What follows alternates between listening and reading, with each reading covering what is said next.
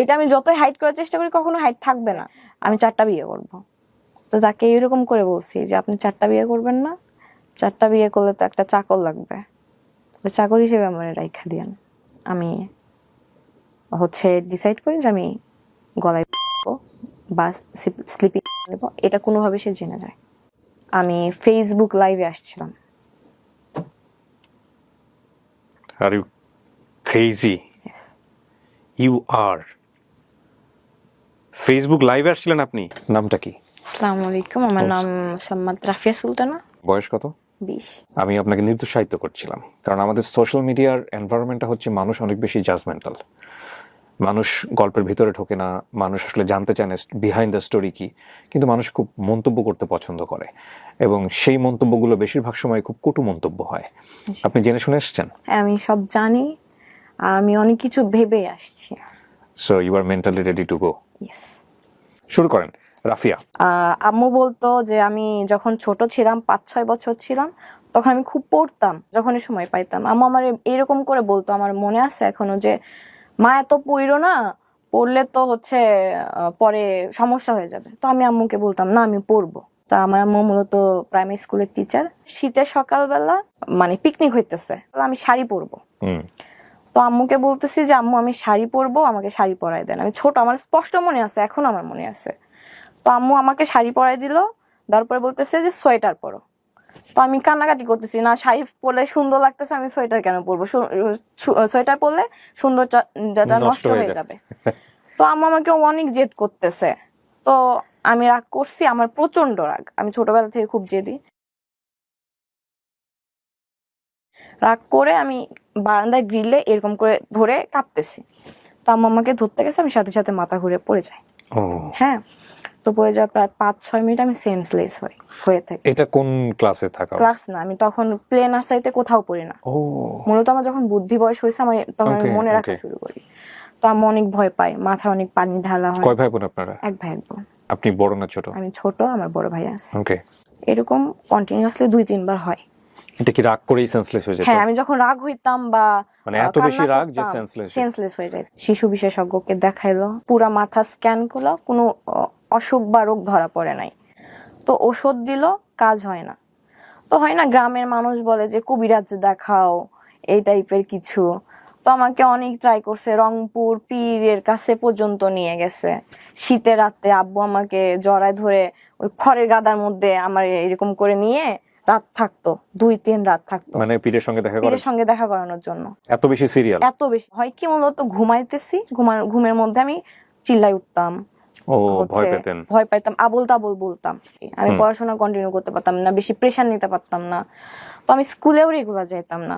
বাবা মা প্রেশার দিত না? না, দিত না। যখনই প্রেশার দিত আমি রাগ হইতাম, আবার মাথা ঘুরে পড়ে যাইতাম, এরকম অবস্থা। আমি হাই স্কুলে উঠি, ক্লাস 6, 7, 8, 9। আমার একটা অ্যান্ড্রয়েড ফোন কিনছে, তখন স্যামসাং J7 আসছিল বাজারে। আম্মু এটা কিনছিল, আমার মনে আছে 19,500 টাকা দিয়ে কিনছিল। আচ্ছা। তো ওই ফোন, আম্মু তো সারাদিন স্কুলে থাকতো, আমি একটা ফেসবুক অ্যাকাউন্ট, আমি কোন ক্লাসে থাকতে? ক্লাস 9-এ। ক্লাস 9-এ। আমার আশপাশ সব ফ্রেন্ডেরই ফোন আছে, আপডেট হয়ে গেছে আর কি। তো আমার ফোন ছিল না, আমি আমার ফোন থেকে একটা ফেসবুক অ্যাকাউন্ট ওপেন করি। আমি তো বুঝতাম না, আমার যে ফ্রেন্ড রিকোয়েস্ট দিত আমি অ্যাকসেপ্ট করে নিতাম। তো এক সময় দেখি যে একটা ফ্রেন্ড রিকোয়েস্ট আসছে, আমি অ্যাকসেপ্ট করছি। দেখি সাথে সাথে ইনবক্স, যে আমি তোমাকে চিনি, তুমি আমাদের পাশের স্কুলে পড়ো, তুমি এই স্যারের কাছে প্রাইভেট পড়ো। আমার 3 বছরের সিনিয়র ছিল। আপনি তাকে দেখে চিনেছেন? হ্যাঁ হ্যাঁ, চিনছি। ফেসবুকে দেখেই চিনে ফেলেছেন? হ্যাঁ, কারণ আমি দেখতাম আশেপাশে এরিয়াতে, আমি গার্লস স্কুলে পড়তাম, সে বয়েজ স্কুলে পড়তো। স্কুলটার মাঝখানে শুধু একটা রাস্তা ছিল পাশাপাশি। তো আমি বললাম হ্যাঁ আমিও তোমাকে চিনি, আমি দেখছি।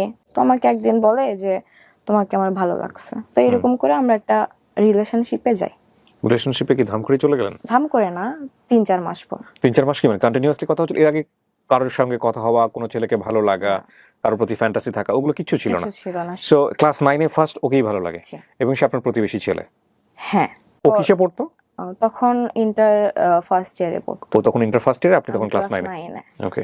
এই যে ফেসবুকে কথা হচ্ছে, এর আগে কি আপনাদের কথা হয়েছে কখনো, কোথাও কোনো রাস্তাঘাটে কোথাও? না, ফেসবুকে। কখনো কোনো প্র্যাকটিক্যালি কথাও হয় না? প্র্যাকটিক্যাল কথা, বাট আমি দেখছি, অনেকবার দেখছি, কারণ আমি সেম স্যারের কাছে প্রাইভেট পড়তাম। 8 মাস পর হুট করে আম্মু একদিন আমার কথা বলা শুনে রাতের বেলা, হুম। আমার ধরছে ওই দিন, বকা দিতে দিতে অবস্থা খারাপ। তো আমি পরে আমার যেমনি হোক তারে কল দেই, কল দেওয়ার পরে আমি বলতেছি যে তোমার সাথে হয়তো বা আমার কথা কন্টিনিউ হবে না, আম্মু জানছে।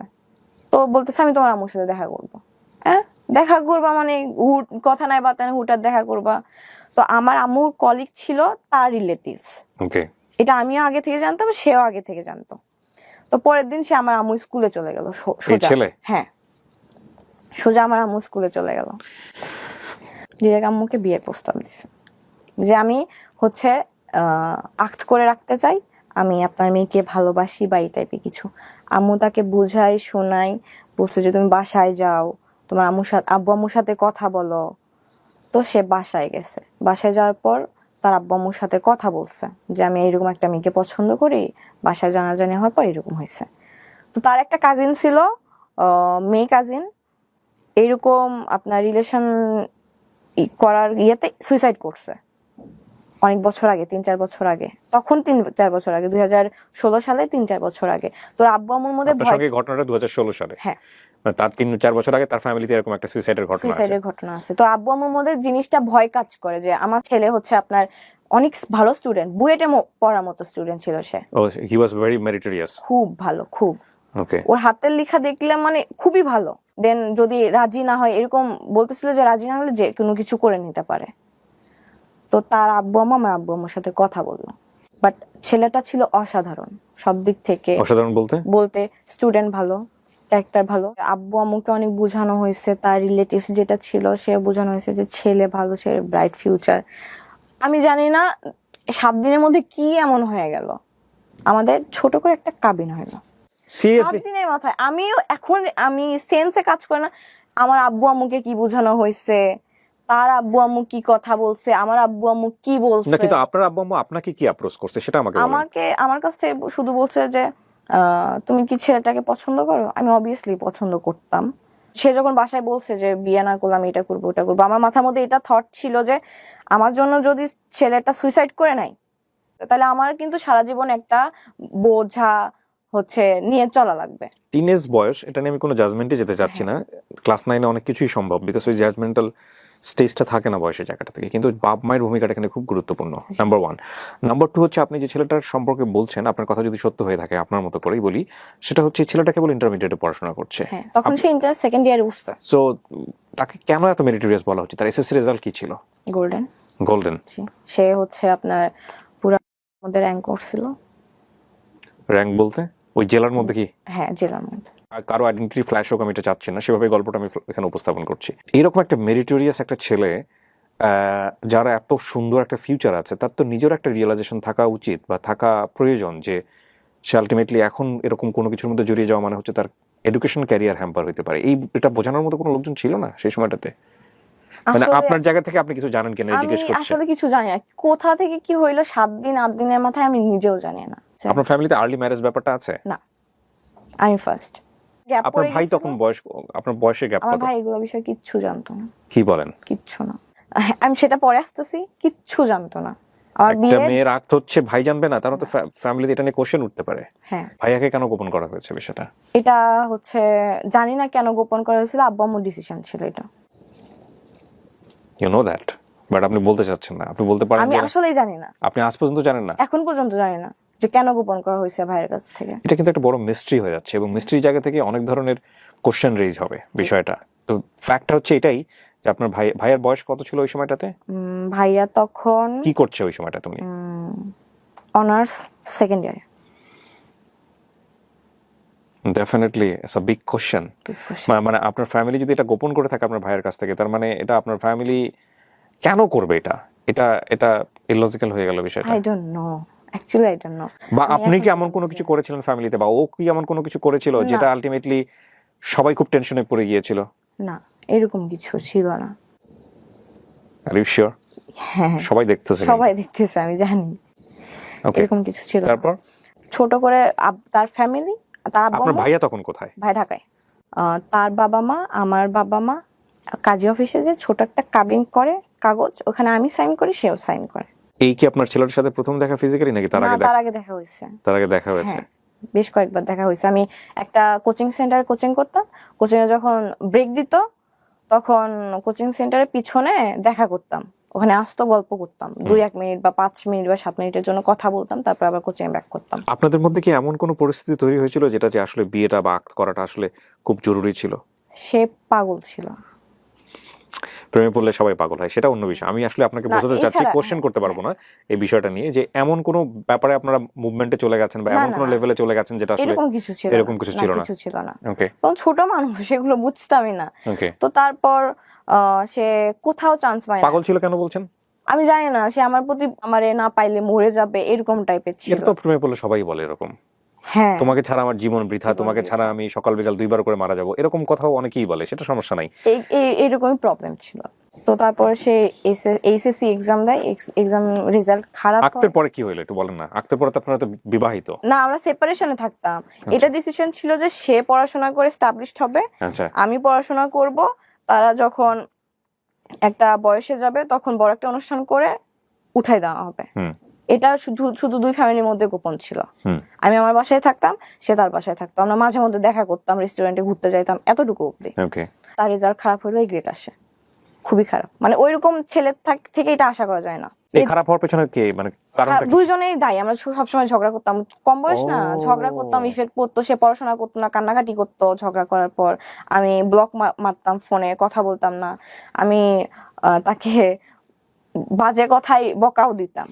এখন মনে হচ্ছে যে না, এটা ভেরি ভেরি ইম্পর্টেন্ট স্টোরি। ওর বয়সী, ওই সময়ের বয়সী যারা টিনেজার তাদের জন্য না, সেই সব বাবা মায়ের জন্যও যারা এরকম ডিসিশন নেন বা নিতে বাধ্য হন। তো বাসা থেকে তো একটা আমার উপরে তো আসবে না যে তোমার জন্য হচ্ছে আমার, লিটারালি তার বাবা বলে যে ওই মেয়ের সাথে হচ্ছে কাবিন করার পর আমার ছেলেটা লাইফ শেষ, আমার মুখের উপর বলা হয়েছিল। হুম, আমিও তখন এসএসসি দেই। হুম। হ্যাঁ, একটা সাবজেক্ট আমার ফেল আসে। কত সালের এসএসসি? 19 সালে। কি নিয়ে ঝগড়া হতো আপনাদের মধ্যে? অন্য কোনো ছেলেরা কেন না, না, ফেসবুকে অ্যাড করছো? থার্ড পারসন নিয়ে ঝগড়া হতো না। তাহলে আমার কোনো ফ্রেন্ড থাকতে পারবে না, ইভেন মেয়ে ফ্রেন্ডও না। আমার একটা ফ্রেন্ড ছিল, ফ্রেন্ডের নাম আমি মেনশন করি। ও অনেক ভালো একটা মেয়ে ছিল, আমাকে বাইরে যাইতে দিত না। ওই ফ্রেন্ড আমার সাথে দেখা করতে আমার বাসায় আসতো, তাও আসা যাবে না। প্রথম প্রথম তো এগুলো অনেক ভালো লাগে প্রেমে পড়লে, হ্যাঁ, এগুলো অনেক ভালো লাগে, তারপরে তো এগুলোই অসহনীয় হয়ে যায়। এগুলো অসহনীয় হয়ে যায়। আপনি কি অত্যাচার করতেন ওর উপরে? বকা দিতাম, জোরে কথা বলতাম, চিল্লাইতাম। অনেক সময় আসতে মুখে যা আসছে আমি ওটা হচ্ছে বলতাম। এটা কি শুধু ফোনে করতেন না বাইরেও করতেন? ফোনে ফোনে শুধু ফোনে শুধু করতেন? শুধু ফোনে। কিন্তু সে চুপচাপ সহ্য করে নিত। আমার উপর কিছু রাইজ করা হয়, এটা আমি নিতে পারতাম না। আচ্ছা, ওই ছোটবেলা থেকে কিন্তু ওর এই প্রবলেমটা আছে, যেটা আমার আপনারা এই শুনেছেন। হ্যাঁ, বাট এমনও হইতো যে আমি গোসলে গেছি, সে আমার ফোন দিছে, আমি ফোন রিসিভ করতে পারি নাই। আমি গোসল থেকে এসে কই ছিল, কার সাথে ছিল? না, না, আমি গোসল থেকে এসে কল ব্যাক করছি যে আমি গোসলে গেছিলাম, হচ্ছে আমি ফোন রিসিভ করতে পারি না। সে বলতো তুমি আমার পারমিশন ছাড়া গোসলে কেন গেছো? সেটাই তো, আপনি কেন গোসল করবেন? আমার আমি আপনাকে একটা কথা বলি, আপনি যে স্টেজের প্রেম করে এসেছেন সেটা তো আমাদের জীবনে কম বেশি গেছে লাইফে। হ্যাঁ, এইরকম বোকামো মানুষের জীবনে আসে। এটা আমরা এই স্টেজে এসে বলি বোকামো, কিন্তু ওই স্টেজে মনে হয় অসাধারণ জিনিস। কিন্তু আমাকে একটু বলেন যে এই লিবার্টিটা সে কেন দিতে চাইতো না আপনাকে? সন্দেহ করতো? সন্দেহ করতো, হ্যাঁ, সন্দেহ করতো। এটা একটা বিশাল সমস্যা যে কোনো সম্পর্ক। সন্দেহ জিনিসটা অনেক খারাপ। আপনি সন্দেহ করতেন না ওকে? না, আমার তার প্রতি মানে বিশ্বাস আপনার ছিল। কোনো ফল্টই নাই ওর ক্ষেত্রে? আজকে যেহেতু বলতে আসছেন ফল্টগুলো, আপনার ফল্টগুলো বলেন। আমার ফল্ট গুলো ছিল যে আমি একটু ঘুরতে পছন্দ করতাম, ফ্রেন্ডের সাথে আড্ডা দিতে পছন্দ করতাম, সে সেগুলো পছন্দ করতো ওর না। কি নিজের কোনো ফ্রেন্ড সার্কেল ছিল? না, হ্যাঁ, ও মনে করে আমি যেরকম আমার সামনে মানুষটা ওইরকমই হবে। হ্যাঁ, অনেক অসম্ভব মেরিটোরিয়াস মানুষদের কিছু কিছু প্রবলেম থাকে। ও হয়তো লোনলি থাকতো ওই সময়টাতে, হয়তো আপনাকে মিস করতেছে, আপনাকে চাচ্ছে, হয়তো আপনি ফ্রেন্ডের সাথে ওই সময়টা টাইম পাস করতেছেন। স্লিপিং পিল খাইছে 10টা। এটা আপনার ফেল করার পরের ঘটনা, আগের ঘটনা? পরের। আপনি এসএসসি তে ফেল করলেন, মূল কথা হচ্ছে এটা, এই ঘটনা। তখন আমি বাসায় বসে, আচ্ছা, তো আমি যেভাবে হোক জানতে পারছি, আমি আম্মু শুধু বলছি যে আমার সাথে চলেন। আম্মু স্কুল থেকে ব্যাক করছে, আমার সাথে চলেন। আমি দৌড় দিছি তার বাসায়। আমি তার আম্মুরে বলতেছি যে নাম মেনশন করলাম না, কই? বলতেছে রুমে ঘুমাইতেছে। রুমে ধাক্কা দিলাম, রুম খুলতেছে না। তো বলতেছে কি হয়েছে মা, কি হয়েছে? বলতেছে আপনার ছেলেও ঘুমের ওষুধ খাইছে। তার বাবা জোরে ধাক্কা দেওয়ার কারণে খুলে গেছে। সে বেডের উপর অচেতন অবস্থায়। মানে সে আসলে আপনার কথা অনুযায়ী স্টেপ নিয়ে। হ্যাঁ, বেডের নিচে দেখি 2টা ওষুধের পাতা এবং অনেক একটা কোম্পানির অনেক ভালো একটা ওষুধ, একটা পিল খাইলেই আপনার ভালো মতো ঘুম হয়ে যায়। সে 20টা খাইছে। মানে এটাকে আপনি খেয়েছেন কখনো? আমি খাই নাই কখনো। তাহলে আপনি বুঝলেন কি করে যে একটা খেলে আপনার? আব্বু বলে। আচ্ছা, ওকে। হসপিটালে বলা হলে ছোট একটা ওয়াশ করা হবে, তো তার বাবা ওয়াশ করতে দিবে না। তো বলতেছে যেমনি হোক ওয়াশ করা ছাড়া কি করা যায় করেন। সারা রাত ছিলাম সেখানে। তারপর এটা ফ্যামিলি পর্যায়ে চলে আসে। ডেফিনেটলি হ্যাঁ, আসাই উচিত। ফ্যামিলির পর্যায়ে চলে আসার পর ওর আম্মু হাউস ওয়াইফ ছিল। এটা চাইতো যে মাঝে মধ্যে আমার আম্মু তাদের বাসায় যাবে, গল্প করবে, সারাদিন থাকবে, আত্মীয়তা। বাট আমার আম্মু সারাদিন জব করে আসে, এমনি তার উপর অসুস্থ। কিন্তু এই ব্যাপারটা তো খুবই ন্যাচারাল না? এটা কিন্তু চাওয়াটা খুব ন্যাচারাল। হ্যাঁ, আপনি চাইতেন ওনার কাছে? আপনার তো হাজবেন্ড। না আমি যাইতাম না। আমাদের এইটা ছিল না, কন্ডিশনে ছিল না। কন্ডিশনে ছিল না। সো ডেফিনেটলি এটা তো মানাটা একটা হাজবেন্ডের জায়গা থেকে, একে তো হচ্ছে সে লোনলি একটা পার্সন, তার লাইফটা অন্যরকম। আমি আপনাকে দোষ দিচ্ছি না, এখানে কিন্তু আমি পুরো সিচুয়েশনটাকে ব্যাখ্যা করার চেষ্টা করছি। 8 মাসের টিনেজ বয়সের সম্পর্ক আপনার, এক অর্থ ওরও টিনেজ বয়সের সম্পর্ক, এবং বিয়ে করার পর একটা ছেলে তার ওয়াইফ হিসেবে অটোমেটিক্যালি রাইট চলে আসে। এটা কন্ডিশন, যদিও এটা এত কন্ডিশন, এইসব কন্ডিশন দিয়ে বিয়ে হয় না, প্রথম কথা হচ্ছে এটা। তারপরেও করলেন, এবং সে নিশ্চয়ই চাইতো আপনাকে যে তুমি আমার সঙ্গে একটা পার্সোনাল টাইম পাস করো। যখন ফ্যামিলি পর্যায়ে যায়, মাঝে মধ্যে যখন সে থেকে তখন আমি তার বাসায় যে 2-1 দিন থাকবো, সে আমার বাসায় এসে 2-1 দিন থাকবে। এরকম হয়েছে 2-3 দিন গেছি। যার পর আমাদের ঝগড়াটা জোরালো ভাবে লাগছে। এবার একটা ছেলেকে নিয়ে লাগছে। আপনাকে নিয়ে? হ্যাঁ, পাশের গ্রামে একটা ছেলে ছিল। ওই ছেলে আমার নামে অনেক কথা বলতো যে হ্যাঁ এই মেয়ের সাথে আমি প্রেম করি, বিয়ে করার পরও আমার সাথে কথা বলে। যখন তারে বলা হয় প্রমাণ দেখা, সে প্রমাণ দেখায় না। তো ও হচ্ছে ওর ফ্রেন্ডদের মাধ্যমে শুনছে যে তোর বউ হচ্ছে এই ছেলের সাথে কথা বলে, এই ছেলে এগুলা বলে বেড়ায়। তো ওইটা নিয়ে লাগছে। তার এগুলা প্যারা জিনিসটা আমি নিতে পারতাম না। আস্তে আস্তে ওর এগুলো ব্যবহারে তার উপর থেকে আমার মন উঠে গেছিল। তারা প্রস্তাব দেয় আমার আব্বু আম্মুকে যে সে অলরেডি অনার্স 2nd ইয়ারে পড়ে, আমি তখন এসএসসি আবার দিব। প্রস্তাব করে আমার আব্বু আম্মুকে যে এগুলা ঝগড়া ততক্ষণ অব্দি না থামবে ততক্ষণ অব্দি তারা এক জায়গায় হবে। মানে বিষয়টা হচ্ছে ওদেরকে দুজনকে একসাথে রাখো, ঝগড়া শেষ হয়ে যাবে। ছোট একটা অনুষ্ঠান করে তাদেরকে উঠাই নেওয়া হোক, কিন্তু কন্ডিশন হইতেছে একটা, আমরা আমাদের ছেলের বউকে হচ্ছে পড়াশোনা করাবো না। এটা ওনারাই বলেছে? হ্যাঁ, আমাদের ছেলে বউকে দিয়ে আমরা তো জব করাবো না যে তার পড়াশোনা করা লাগবে। ছেলে মেয়েকে এবিসিডি পড়াতে পারবে, এনাফ। তো এটা আমার গায়ে, আমার আব্বু আম্মুর গায়ে অনেক লাগে। দুজনেই টিচার, কেন পড়াশোনা করাবে না? তারপরে হইতেছিল না তার সাথে আমার মনোমালিন্য সবসময় লেগেই থাকতো। 6 মাস কন্টিনিউ তার সাথে আমার কোনো কন্টাক্ট ছিল না। ডিসিশন নেওয়া হইলো যে আমাদের সেপারেশন হবে, ফ্যামিলিগতভাবে মিউচুয়াল ডিসিশন। বাট সে চাইতো না। তারপরে আমাদের সেপারেশন হয়। সেপারেশন বলতে কি আপনাদের ডিভোর্স হয়? ডিভোর্স কয় বছর পরে হয় এটা, কাবিন হওয়ার? 3.5 বছর। আপনি যে 3.5 বছরের গল্পটা বললেন, এর মধ্যে কোনো বিউটিফুল মোমেন্টস ছিল আপনাদের? হ্যাঁ, অনেক মোমেন্ট ছিল। একসাথে ঘুরতে বের হইতাম, টাইম স্পেন্ড করতাম, রেস্টুরেন্টে খাইতে যাইতাম, এগুলো ছিল, অনেক স্মৃতি ছিল। যখন আপনি সাইনটা করলেন তখন আপনার ফিলটা কি হচ্ছিল? সত্যি বলতে আমার মনে হচ্ছিল যে এটা লাইফে একটা বড় ইফেক্ট পড়বে, বাট আমি যে ডিসিশনটা নিতেছি আমি রাইট ডিসিশন নিতেছি। আপনাকে কেউ ইনফ্লুয়েন্স করেছে ওই সময়টা? ভাইয়া তো ততদিনে জেনে গেছে। হ্যাঁ। তারপরে কি বলেছিল ওনার জানার পরে? আমার সাথে কথা বলতো না। আব্বু আম্মুর সাথে কথা বলা লাগতো, দ্যাটস ওয়াই কথা বলতো, আমার সাথে কথা বলতো না। যদি কোনো দরকারে বাসায় আসতো, সামনে পড়তো, কোনো দরকারে যে রাফি, আমার রাফি বলে ডাকে, চান বা ভাত খাবো আম্মুকে বল, এতটুকু অব্দি, কথা বলতো না। ডিভোর্স হওয়ার পর তারপর করোনা আসে, যখন প্যান্ডেমিক সিচুয়েশন, তখন ঢাকা ভার্সিটি একটা ভাইয়া অনেক ভালো টিচার, ওনার ইংলিশ কোর্সে ভর্তি হওয়ার পরে ওই ইংলিশ কোর্সে অন্য একটা ছেলে পড়তো। তো আমরা অ্যাড হওয়ার পর আমাদের কথা হইতো পড়াশোনা বিষয়ে। এটা 2021 সালের জুনের দিকে। তো ছেলেটাকে দেখে আমার ভালো লাগছে। ততদিনে কিন্তু আমি হচ্ছে ওই জিনিসটা থেকে বের হইতে পারছি, বাট ইফেক্ট পড়ে আমার উপর। আমি বলতাম না কখনো। আমি মানে একটা হয় না যে মেয়েরা কেন আগে বলবে, ছেলেরাই আগে বলবে। সে আমার থেকে 10 মাসের ছোট, মেনশন করি, সে নিজেও জানতো সেটা। কোচিং এ একসাথে পড়তে না? আমি তখন থাকতাম, সে ঢাকায়। আচ্ছা। আমাদের অনলাইনে পরিচয়, ভাইয়ার মেসেঞ্জার গ্রুপে। ভাইয়া আপনাদেরকে পড়াইতো? হ্যাঁ, অনলাইনে পড়াইতো। ওই ছেলেও কি আপনারই ব্যাচমেট ছিল? হ্যাঁ, ব্যাচমেট। ফেসবুক গ্রুপ, তারপরে ফেসবুক গ্রুপ থেকে হয় না ফ্রেন্ড লিস্টেও চলে আসে অনেকে, সে আমাকে অ্যাড পাঠায়। কথা হইতে হইতে এমন এমন কথা বলতো যে আমার মনে হইতো এই ছেলেটা মনে হয় আমার পছন্দ করে। আমি একদিন ডিরেক্ট আস্ক করি যে তুমি কি আমাকে পছন্দ করো? তো সে বলে হ্যাঁ। তো আমারও তাকে ভালো লাগতো। 2-3 দিন টাইম নিছি, নেওয়ার পরে বলছি যে আমার লাইফের যেটা আছে আমি পুরোটাই বলছি, যে তারপরে তুমি স্টেপ কি নিবা সেটা তোমার ডিসিশন, কারণ এটা আমি যতই হাইড করার চেষ্টা করি কখনো হাইড থাকবে না। তো সে বলল যে আচ্ছা আমরা ফ্রেন্ড হয়ে থাকি, তুমি আমাকে একটা কথা দাও যে তুমি কখনো রিলেশনশিপে যাবে না, আমিও কখনো রিলেশনশিপে যাব না, আমরা ফ্রেন্ড হয়ে থাকবো, ফিউচারে কি হবে সেটা দেখা যাবে। Okay fine. এটা জুন মাস। সো কত সালে? জুন মাস 2021 সালে। সো প্রথমে এসে আপনাকে প্রপোজ করেছে প্রেমের প্রস্তাব, হ্যাঁ। পরে যখন জেনেছে তখন বলছে ফ্রেন্ড হয়ে থাকি। হ্যাঁ। ওকে। জানি না ছেলেটার প্রতি আমি দিন দিন উইক হয়ে পড়ছি প্রচন্ড পরিমাণে। প্রচন্ড বলতে? প্রচন্ড। তাকে তো সবসময় ভিডিও কলে দেখতাম, ছবিতে দেখতাম। আমার ইচ্ছা করলো আমি তাকে সরাসরি দেখবো। তার গ্রামের বাসা ভোলাতে। তাকে আমি বলি যে আমি তোমাকে দেখবো। তো বলে যে তো আমি তাকে দেখার জন্য ভোলাতে যাই। থেকে ভোলার ডিস্টেন্স 550 কিলো। আপনি ও জানতো যে আপনি ভোলাতে যাচ্ছেন? না। এটা কয়দিনের মধ্যে? 2.5 মাসের মধ্যে। 2.5 মাসের মধ্যে? জি। আমি আমার এই ঘটনা কি এটা প্রমাণ করে না যে আপনি বাই ন্যাচারালি অনেক বেশি ক্রেজি?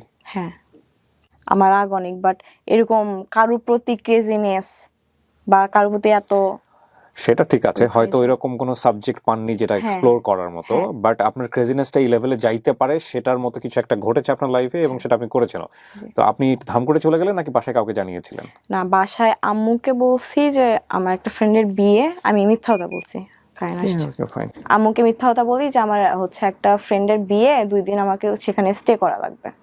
এদিকে আমি আমার বেস্ট ফ্রেন্ড ছিল তখন, রাহিম, নামটা মেনশন করতেছি, আর আমার চাচাতো ভাইকে নিয়ে একটা প্রাইভেট কার ভাড়া করে রেন্টে করে নিয়ে আপনি শেয়ার করলেন কার সঙ্গে? আমার বেস্ট ফ্রেন্ড। সো ওকে আপনি শেয়ার করলেন যে আমি তোমাকে নিয়ে এখন ভোলাতে যাব। আমার থেকে 2 বছরের সিনিয়র, বাট অনেক ভালো। তো যাই, আমার এখনো মনে আছে তারিখটা, 7ই আগস্ট বিকেল 5টায় রওনা দেই আমরা। যে আমরা সকাল 7:30টায় পৌঁছাই ভোলার 0 পয়েন্টে। সে জানে না যে আমি গেছি ওইখানে।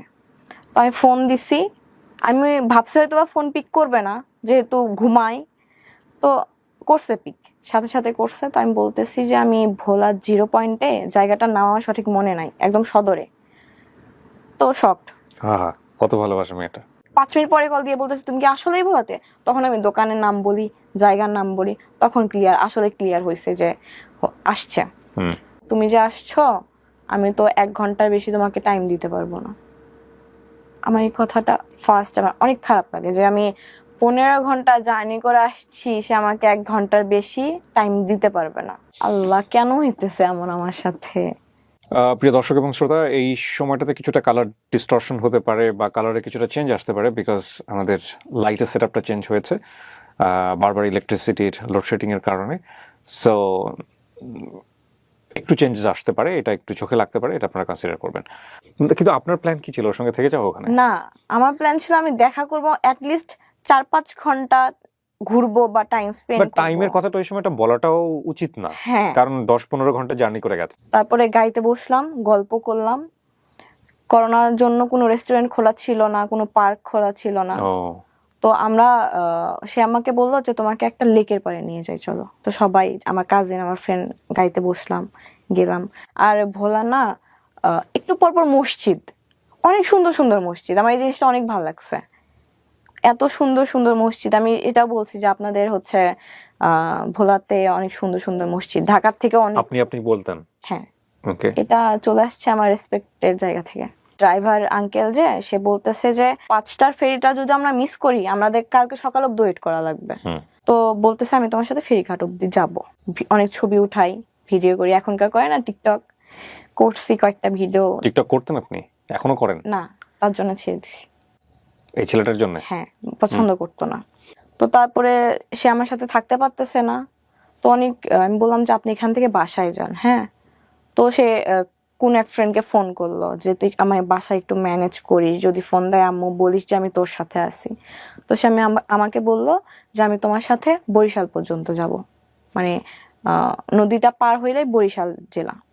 তো আমি খুশি হইলাম যে হ্যাঁ অ্যাটলিস্ট যেটা বলছে যে 1 ঘন্টা থাকবে তার থেকে বেশি সময় সে তো কোম্পানি দিচ্ছে। হ্যাঁ, তার জন্য আমি গিফট নিয়ে গেছি 2-3টা টি-শার্ট, একটা ঘড়ি। ওই ঘড়িটা আমি অনেক কষ্ট করে আমি ওই ঘড়িটা ম্যানেজ করছি। সে চকলেট খাইতে পছন্দ করতো, এগুলো নিয়ে গেছি। বলতেছে এগুলো আমি কিভাবে নিয়ে যাবো, আমি তো এগুলো নিয়ে বাসায় ঢুকতে পারবো না, আম্মু অনেক কোশ্চেন জিজ্ঞেস বলতে করবে। তো সমস্যা হবে। হ্যাঁ হ্যাঁ, সুন্দরভাবে বিদায় দিল আমাকে।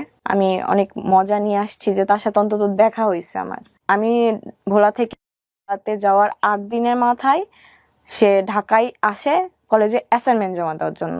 ঢাকাতে পড়তো সে? হ্যাঁ, আমি ভাবলাম আমি আবার যাবো তার সাথে দেখা করতে ঢাকাতে। হ্যাঁ, কি মানে আমি জানি না তখন কি বলছি, যে কোনো একটা বই ম্যানেজ করছে আম্মুকে।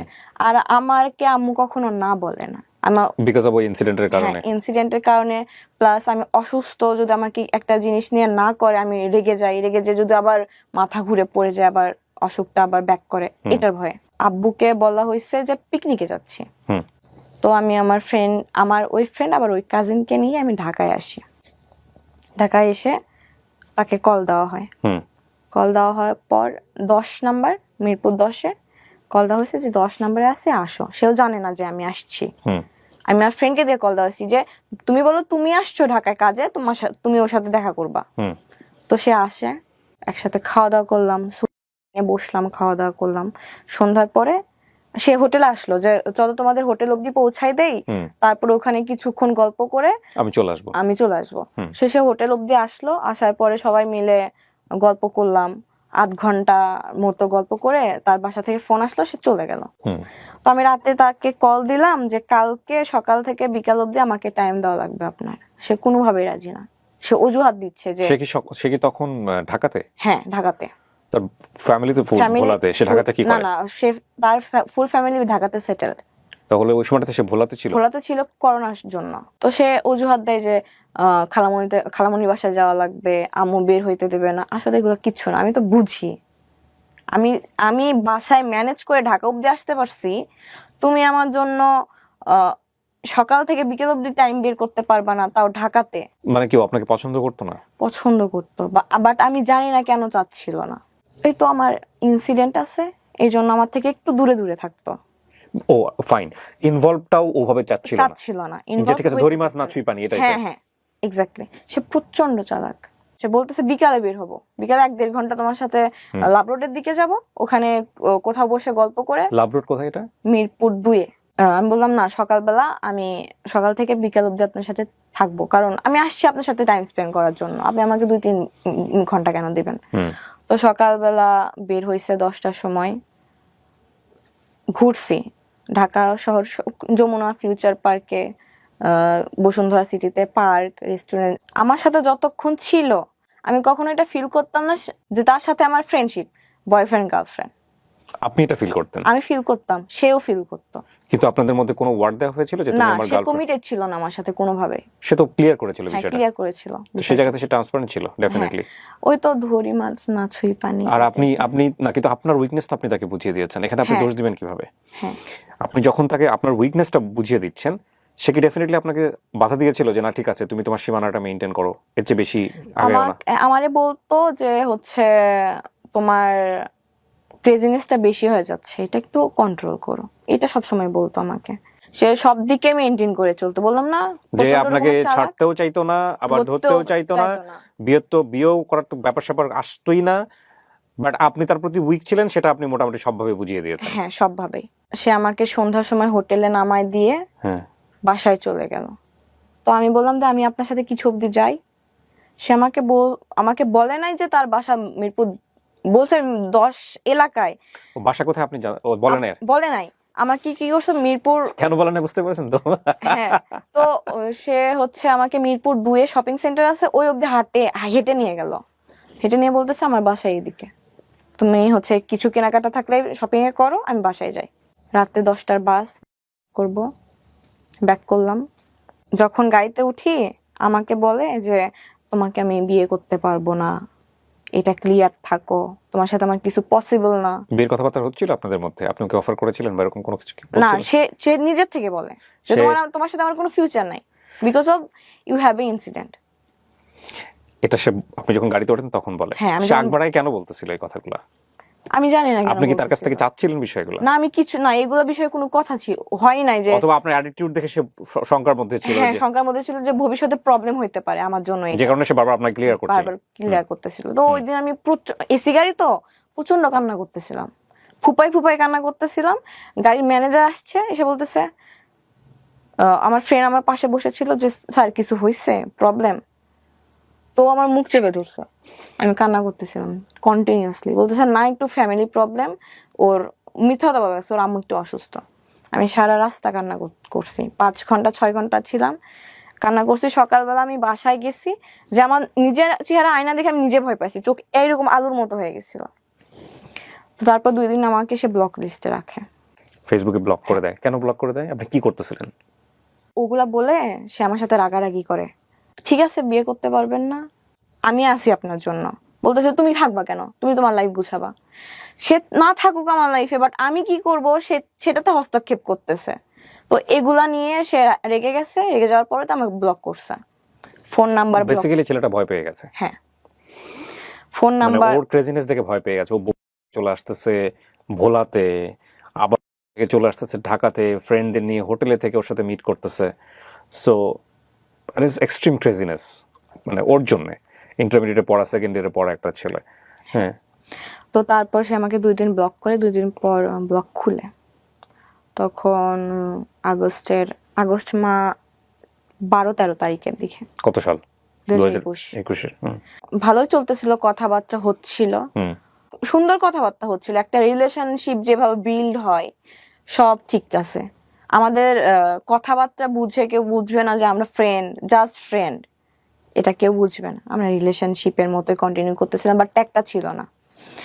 তো আমার স্পষ্ট মনে আছে যে 12ই সেপ্টেম্বর আমাদের স্কুল কলেজ সব খুলে দেয় করোনার পর।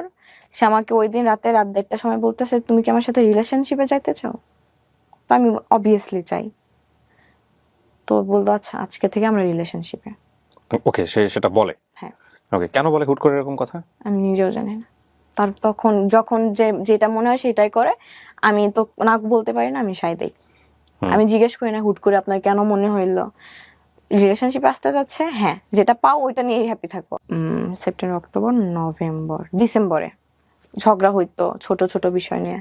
আমি একদিন আম্মুর সাথে কথা বলতেছিলাম রাত 1:30টার সময়, আমি পড়তেছিলাম তখন, কারণ তার সাথে আমার সম্পর্ক ভালোই যাচ্ছে, সবকিছু ঠিক যাচ্ছে, আমি পড়াশোনায় ফোকাস করতেছিলাম, যেহেতু ডিসেম্বরে এক্সাম, এইচএসসি এক্সাম। তো আমি লাইট জ্বালায় পড়তেছিলাম, আম্মু আসছে, যে কি করতেছি দেখতে। তো রাত 1:30টার সময় আমার কাছে একটা আননোন নাম্বার থেকে কল আসে। তো কলটা রিসিভ করি, আম্মু বলতেছে যে কল রিসিভ করিস না, এত রাতে কে কল দিছে। বাট আমার মনে হয়েছে যদি কেউ বিপদে পড়ে বা কোনো ইমার্জেন্সি হয়, তো আমি কলটা পিক করলাম। একটা মেয়ের কণ্ঠ বলতেছে, আপনি রাফিয়া না? হ্যাঁ। আপনি কল দেন কেন? আমি দেখি কলেজে থাকি, আপনি কল দেন, হচ্ছে ও কল কেটে দেয়, তারপর আপনি ওকে ডিস্টার্ব করেন, সমস্যা কি আপনার? আমি শকড। তেমন আপনি কে? রাত 1:30টার সময়? হ্যাঁ। আমি বলতেছি আপনি কে? বলতেছে ওর সাথে 3 মাস যাবত আমার রিলেশন। আমি তো যা শকড। বলতে রিলেশন মানে? ও তো আমার সাথে রিলেশনে আছে। বলতেছে হ্যাঁ আমি জানি ও তোমার সাথে রিলেশনে আছে, এটা জানি। তুমি এরপর থেকে নেক্সট টাইম থেকে তুমি ওর কল দিবা না, টেক্সট করবা না, যদি দেখি ফার্দার তোমার খবর আছে। আমি বলছি আমি 100 বার দেবো, কি করবো তুমি করো। সে কেটে দিছে ওই পাশ থেকে ফোন। তারপর আমি কন্টিনিউয়াসলি তাকে কল দিয়ে যাই। মানে আপনার তখন বয়ফ্রেন্ড? হ্যাঁ। সে কলটা পিক করে না, আর মাথা ঘুরতেছে, লিটারেলি মনে হইতেছে যে দুনিয়াটা ঘুরতেছে আমার, এরকম এক্সপেক্ট করি নাই কখনো। তো ফোন ধরার পর আমি বললাম যে এইরকম একটা এই নাম্বার থেকে কল দিছিল লাস্টে, এত আপনি কি চিনেন? বলতেছে হ্যাঁ চিনে। আমি বলতেছি কে হয় আপনার? বলতেছে আমি তোমাকে বলি নাই, ওর সাথে আমার লাস্ট 3 মাস যাবত সম্পর্ক, আমি তোমাকে বলি নাই, আজকে মনে হয় ও বুঝতে পারছি, এই জন্য তোমাকে কল করছে। তো আমি তোমার সাথে সম্পর্ক কন্টিনিউ করতে পারবো না, ইভেন তোমার সাথে কন্টাক্ট কন্টিনিউ করতে পারবো না। হুট করেই সব কিছুই ঠিক যাচ্ছে। তো আমি রাত 3টার সময় আমার বেস্ট ফ্রেন্ডকে কল দিই, আমি কালকে ঢাকা যাব। তো বলে কেন, কি হয়েছে, সব খুলে বললাম। ওরা কখনো বোঝায় না আপনাকে যে থাম একটু রাগ, এটা হ্যাঁ হ্যাঁ কন্ট্রোল কর? বুঝাই। কিন্তু ওরা বুঝে যে আপনাকে বলে লাভ নাই এসব। না বলে লাভ নাই, আমি যেটা বলবো সেটাই। আমরা জ্যামে আটকে গেছিলাম, তো রাত 12টার সময় আমরা ঢাকাতে পৌঁছাই। তো আমি একটা আপুর বাসায় ছিলাম। দেন সকালবেলা 10টার সময় আমরা বের হয়েছি, আমি কল দিছি যে আমি ঢাকায় আছি, আপনি কোথায় আছেন হচ্ছে বলেন, আমি আপনার সাথে দেখা করবো। তো বলছে তুমি ঢাকায় কেন? আমি বলতেছি আমার কাজ আছে আপনার সাথে, এই জন্য আমি ঢাকায় আসছি। তো বলতেছে যে আমি দেখা করতে পারবো না, আমি খালামণির বাসায়। মিথ্যা কথা বলতেছে। সে বললো যে তুমি এই রেস্টুরেন্টে আসো, আমি আসতেছি। তো তারপর যে শুনে এটা আমার সাথে প্র্যাঙ্ক করা হয়েছে। প্র্যাঙ্ক করছে? হ্যাঁ, যে আমাকে বোঝার জন্য যে আমি কি রিয়াকশন দেই। তারপর মেয়েটাকে নিয়ে আসো। মেয়েটাকে সাথে আমার কথা হয়েছে। কিন্তু বলেন যে আপনি মেয়েটাকে নিয়ে আসো এখানে, আমি প্র্যাঙ্ক করছে কিনা আনছে। হ্যাঁ, আচ্ছা। কথা হইছে, প্র্যাঙ্ক ছিল, তারা প্ল্যান করে করছে এটা। আসলে প্র্যাঙ্ক ছিল? হ্যাঁ আসলেই ছিল। ওকে। আমার তখন প্রচন্ড রাগ উঠছে। উঠার পরে বলতেছে, শান্ত করলো, অনেক কিছু বুঝাই। তো ঠিক আছে, আসছি যখন, থাকি 2-1 দিন, আপনার সাথে ঘুরি। তো তারপরে আমি হচ্ছে ব্যাক করি পরের দিন। তো আমার এটা প্ল্যান ছিল যে আমি ঢাকায় শিফট হব। ঢাকায় শিফট হওয়ার একটাই রিজন যে আমি তার কাছাকাছি থাকবো। হ্যাঁ, ঝগড়া হলে ব্লক দিয়ে দেয়, শেষ, আর কোনো যোগাযোগের কোনো ওয়ে নাই। তো তার বার্থডে ছিল, এটা কাহিনী, আমি গেছি ঢাকায় আপনার 5ই অক্টোবর থেকে 9 অক্টোবর অবধি ছিলাম। তার বার্থডে ছিল 16 অক্টোবর। আমি খুব অসুস্থ হয়ে পড়ি 12 অক্টোবর। আমাকে স্যালাইন পুশ করা হয়। আমার প্ল্যান ছিল আমি 16 অক্টোবর তাকে সারপ্রাইজ দেবো ঢাকায়, কিন্তু সামহাও আমি একটু সুস্থ হই। সুস্থ হওয়ার পর আমি আমার ওই ফ্রেন্ডকে নিয়ে আবার ঢাকায় যাই 15 তারিখ রাতের বেলা। তো তাকে সারপ্রাইজ দেই, সে খুশি হয়েছে। ওই রাতে আবার আমরা ব্যাক করি। তারপর সে আমার কথা শোনাইতেছে যে আমি যদি আমার একটা ছেলে ফ্রেন্ডকে নিয়ে, মেয়ে ফ্রেন্ডকে নিয়ে যাই তোমার সাথে দেখা করতে, সারা রাত ছিলাম সেই মেয়ের সাথে গাড়ির মধ্যে, তোমার কেমন ফিল হবে? তো আমি আমার ভুলটা বুঝতে পারছি যে যেটা কন্টিনিউ হইতেছে এটা ঠিক হইতেছে না, বা আমি বেশি পাগলামো করতেছি। তার মানে আপনি যদি একটা মানুষকে 20 কেজি ভালোবাসেন, সে মানুষ কিন্তু আপনাকে 2 কেজি ভালোবাসবে, এটা নিয়ম। তো আমি বললাম যে আচ্ছা সরি, আর এটা নেক্সট টাইম আমার রিপিট হবে না। সেটা নিয়ে আমার অনেক কথা শোনাইছে, আমি বারবার সরি বলছি। যত সরি বলি সে আরো তত কথা শোনাই। তো আমি এক পর্যায়ে চুপ হয়ে গেছি, সরি বলা বন্ধ করে দিছি। 15 দিন কন্টিনিউয়াসলি সে আমার সাথে রুড বিহেভ করে গেছে। এই বিষয়টা নিয়ে সে আমার সাথে ব্রেকআপ করে। এটা আপনার অক্টোবরের 25 তারিখে, না 26 তারিখে। আমি 27 তারিখে আবার ঢাকায় আসি। তার বাসা তখন আমি চিনি। তো বাসা নিচে যে আমি কল দিই যে আপনার বাসা নিচে, আপনি একটু নামেন। তো নামছে, আমার সাথে আমার আপু ছিল, একটা আপু। তো তাকে বুঝাই যে আপনি সিলি রিজনের জন্য আপনি আমার সাথে ব্রেকআপ করলেন কেন। তো তাকে বুঝাই, অনেকক্ষণ যাবত বুঝানোর পরে ঠিক আছে করার পর তখন আপনার ইন্টারভিউ পড়েন? হ্যাঁ বললাম, তখন হচ্ছে অক্টোবর মাস, নভেম্বর ডিসেম্বরে এক্সাম। তো বুঝানোর পরে আমি হচ্ছে আরেকদিন স্টে করি, তারপরের দিন এক্সাম ছিল। তো আমি আরেকদিন স্টে করছি, এক্সাম শেষ করে তার সাথে আমি একটু টাইম স্পেন্ড করে আমি বাসায় ব্যাক করব। এটা আমি কোনোভাবে আর আব্বুর কান থেকে ইয়ে করতে পারি নাই। আব্বু কান অব্দি চলে গেছে, আম্মু তো এতদিন জানতোই, এখন আব্বু কান অব্দি গেছে।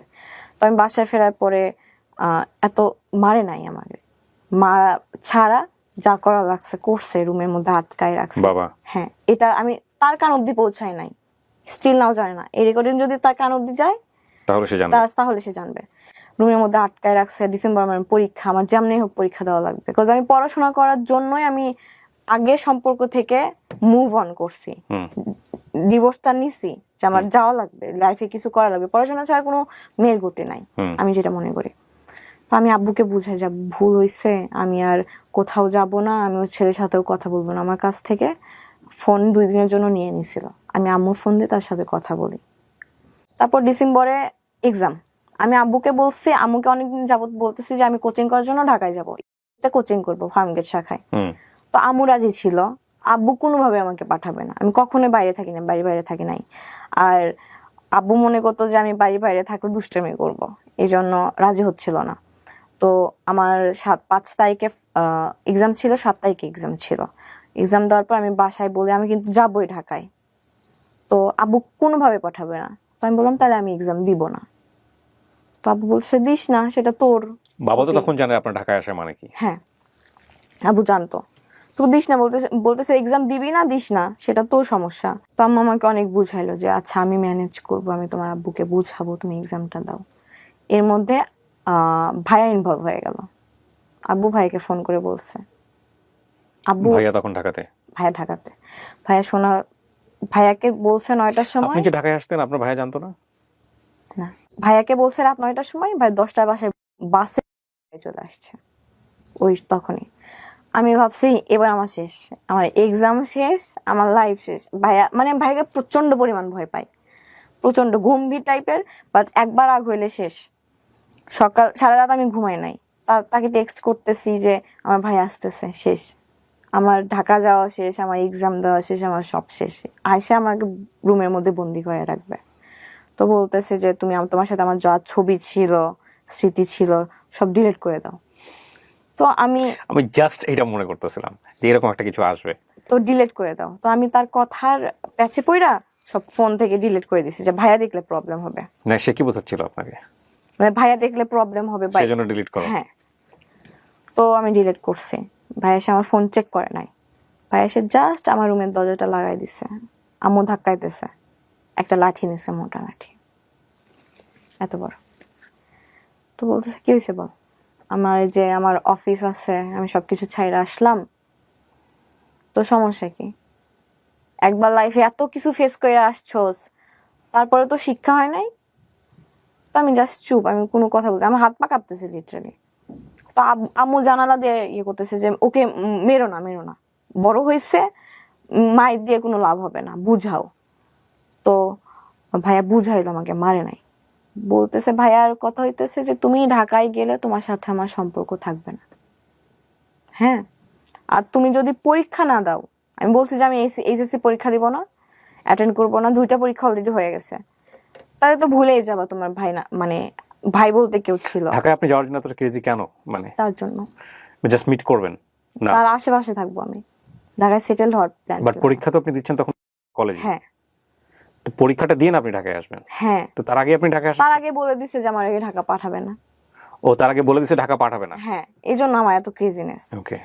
তো ভাইয়া অনেকক্ষণ যাবত বলতেছে তোর হচ্ছে ছোট থেকে বেসিক জিনিসটা নাই, তোর পড়াশোনা হবে না, তুই একটা কাজ কর। ভাইয়া আবার সিএসসি সাবজেক্টে পড়তো ভাইয়া হচ্ছে অনেক ভালো প্রোগ্রামার। আমি তোকে একটা ল্যাপটপ কিনে দিচ্ছি, তুই এই লাইনে চলে আয়, আমি তোকে কাজ দিব, তুই মান্থলি 30 থেকে 35 হাজার টাকা ইনকাম করতে পারবি ঘরে বসে। হ্যাঁ। তো আমি বললাম এটা কোনো কথা, আমি পড়াশোনা করব না। বলতেছে এই পরীক্ষা দে, পরীক্ষা দেওয়ার পরে আর কোনো কাজ নাই। তো এটা একটা অপশন। আর একটা অপশন হচ্ছে তুই বাসা থেকে পাবলিকের জন্য প্রিপারেশন নে, তুই যে কোনো একটা ভার্সিটিতে যদি ওয়েটিং লিস্টেও থাকিস, আমি তোকে কথা দিচ্ছি আমি পরের বছর তোকে ঢাকায় নিয়ে কোচিং করাবো। তো অলরেডি আমার 1 বছর কিন্তু গেছে এইদিকে, আমি আর চাচ্ছি না আমার 1 বছর গ্যাপ যাক। তো আমি বলতেছি যে ভাইয়া এটা আমার পক্ষে পসিবল না। আমি ভাইয়ার পা ধরে কান্না করছি। ভাই বলতেছে আমি তোমাকে ঢাকায় নিব না। পা ধরে কান্না করছেন যে ছেলেটা কাছাকাছি থাকবে না? হ্যাঁ, আমি ঢাকায় যাব। কি বলতেছিলেন ভাইয়া যে আমি ওকে অনেক পছন্দ করি? না ভাই, ও কথা জানে না ভাইয়া, তখনও জানে না ভাইয়া, এখনো জানে না, স্টিল নাও জানে না। কি বলেন? তো না জানলে ভাইয়া কেন আপনাকে? মনে করতেছে যে আমি ঢাকায় গেলে বেয়াদব হয়ে যাব, হচ্ছে দুষ্টামি করব, এগুলোর জন্য ভয় পাইতো ফ্যামিলি থেকে আমাকে নিয়ে। এই জন্য ঢাকায় আসলে হয় না যে অনেক ছেলেরা ড্রাগ অ্যাডিক্টেড হয়ে যায়, ওকে, এগুলা নিয়ে ভয় পাইতো। আপনি কখনো ট্রাই করেছেন? জীবনে না, কখনো না। তো এত ভয় কেন পাবে যেখানে ভাই ঢাকাতে আছে? আপনাকে ইনসিডেন্ট হয়ে গেছে আমার লাইফে। আপনার ভাই ম্যারিড ছিল ওই সময়টা? না, ভাইয়ের সঙ্গে আপনি থাকতে পারতেন।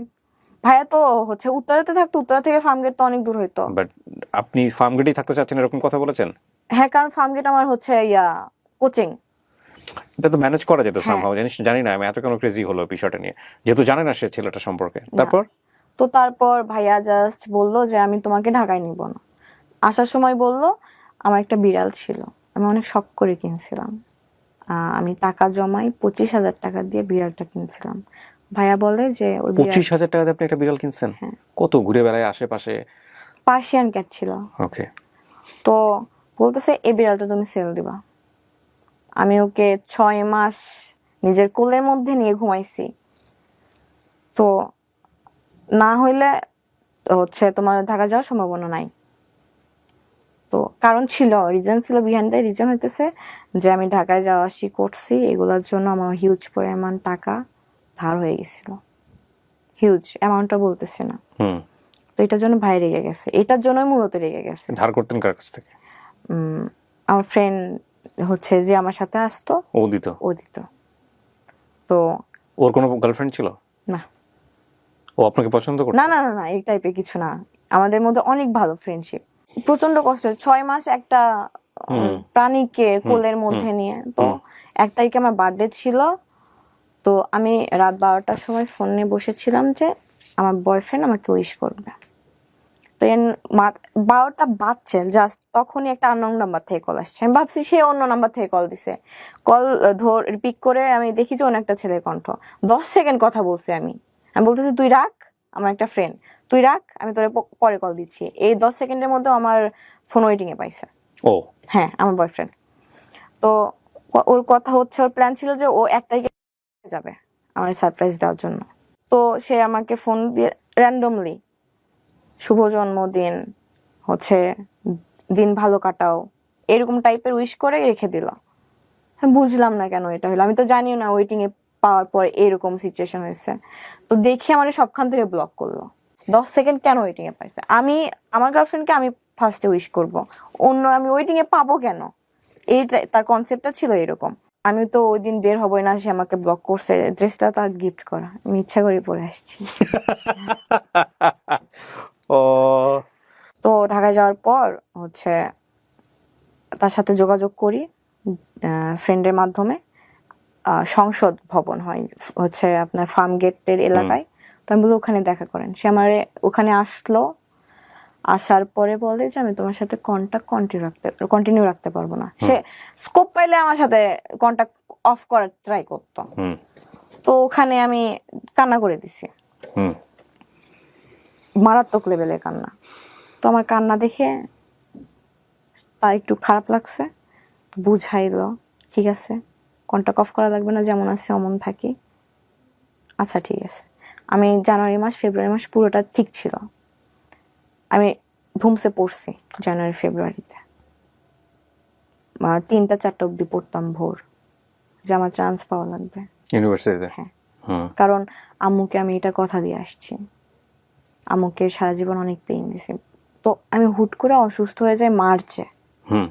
আবার আমার ওই প্রবলেমটা দেখা দেয়, আমি আবার হ্যাঁ সেন্সলেস হয়ে যেতাম। তো এটার প্রেশারটা যাইতেছিল একটু তার উপর, যে আমি একটুতে রেগে যে তার উপর হচ্ছে একটু চিল্লাইতাম যে এখনই দেখা করেন। তারও কিন্তু অ্যাডমিশন, সে বলতো আমি তোমার সাথে দেখা করতে পারবো। তখন তো আপনি ঢাকাতেই? হ্যাঁ, তাও বলতো আমি দেখা করতে পারবো না। কোথায় থাকেন আপনি তখন? আমি ফার্মগেট থাকি। ফার্মগেট থাকেন কেউ থাকে কারো বাসায়? না, হোস্টেলে। হোস্টেলে থাকেন। সপ্তাহে 3 দিন কোচিং থাকতো, 3 দিন দেখা করতো, এমনিতেই আলাদাভাবে দেখা করতো না। আমিও বুঝতাম তার পড়াশোনা আছে। তো আমি এরকম অসুস্থ হয়ে যাওয়ার পর আমি আর পড়াশোনাটা কন্টিনিউ করতে পারি না। তো আমার এগুলো পাগলামো দেখে আমি সেন্সলেস হয়ে যাই। তো আমাকে বাসায় পাঠাই দিল যে তুমি বাসায় যাও, কয়েকদিন থেকে আসো, ভাল লাগবে।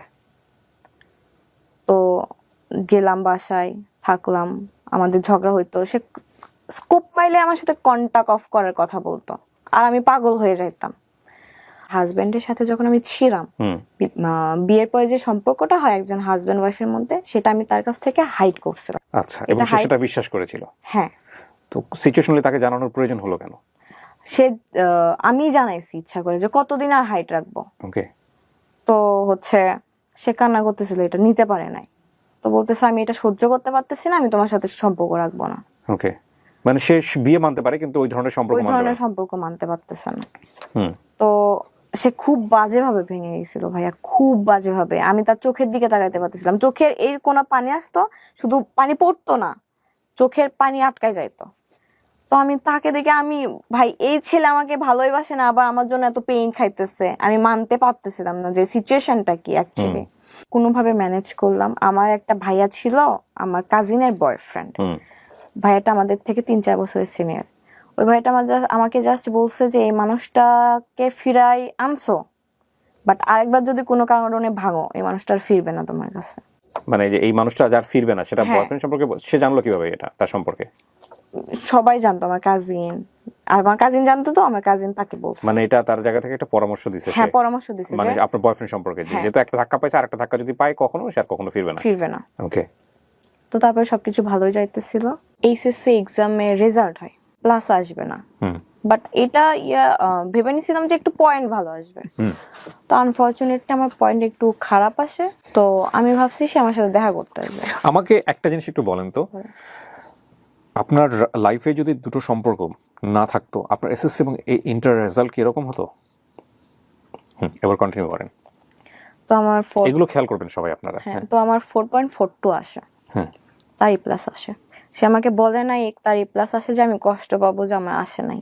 তো আমাকে বললো আমি একটু বের হচ্ছি, ফ্রেন্ডের সাথে দেখা করতে যাবো। আমি ভাবছি আমার সাথে দেখা করতে আসবে, আমি তো এক্সাইটমেন্ট যে আসবে দেখা করতে। পরে দেখি সে তার একটা মেয়ে ফ্রেন্ডের সাথে দেখা করতে গেছে। পরের দিকে সে প্রচন্ড লেভেলের ইগনোর করতো, আচ্ছা। মানে এক্সেস লেভেলের কথা বলতো, দিনে 2 মিনিট বা 3 মিনিট, হ্যাঁ। 5 মিনিটও কমপ্লিট না, মানে দেখা করতেই চাইতো না। বিহারের মতো নিজেই ফোন দিতাম, ব্লক করতো, আনব্লক করতাম। লাস্ট রোজার ঈদে এটা, বাসায় গেছি, সে আমার সাথে থাকবে না। তো সে আমার সাথে মজা করে বলতো যে আমি 4টা বিয়ে করব। তো তাকে এরকম করে বলছি যে আপনি 4টা বিয়ে করবেন না, 4টা বিয়ে করলে তো একটা চাকর লাগবে, চাকর হিসেবে আমার রাইখা দিয়েন। তো এভাবে বলছে, আমি গায়ে নাই। আমার কাজিন, আমার ফ্রেন্ডরা বলতো যে ও থাকতে চাইতেছে না তোর সাথে, তুই কেন জোর করতেছস? তো আমি বিশ্বাস করি যে মানুষ যেটা চেষ্টা করে ওইটাই পায়। তো এইটা কনসেপ্টটা ছিল যে আমি আমার এফোর্টটা যে এখান থেকে 200%, তার ওই পাশ থেকে তার এফোর্টটা 2%ও ছিল না, because of I have a incidents, that's why. সে আমাকে বলতো যে আমি আমার ফ্রেন্ড সার্কেলকে তোমার পাস্টের কথা বলতে পারি না, আমার লজ্জা লাগে, আমি আমার ফ্যামিলির কিভাবে বলবো, আমি তো লজ্জায় মইরাই যাব। তো সে আমাকে অ্যানাদার লেভেল ভাবতো যে আমি সমাজের মধ্যে পড়তাম না, আমার এই ইনসিডেন্টস হওয়ার কারণে আমি সমাজের বাইরে পড়ি। সে দেখা করবে না, কারণ আমি তাকে ব্ল্যাকমেল করতাম যে হচ্ছে আমি স্লিপিং পিল নিব, আমি নিজের ক্ষতি করব। দেখা করবে না, একদম আমার দেয়ালে পিঠ থেকে গেছিল।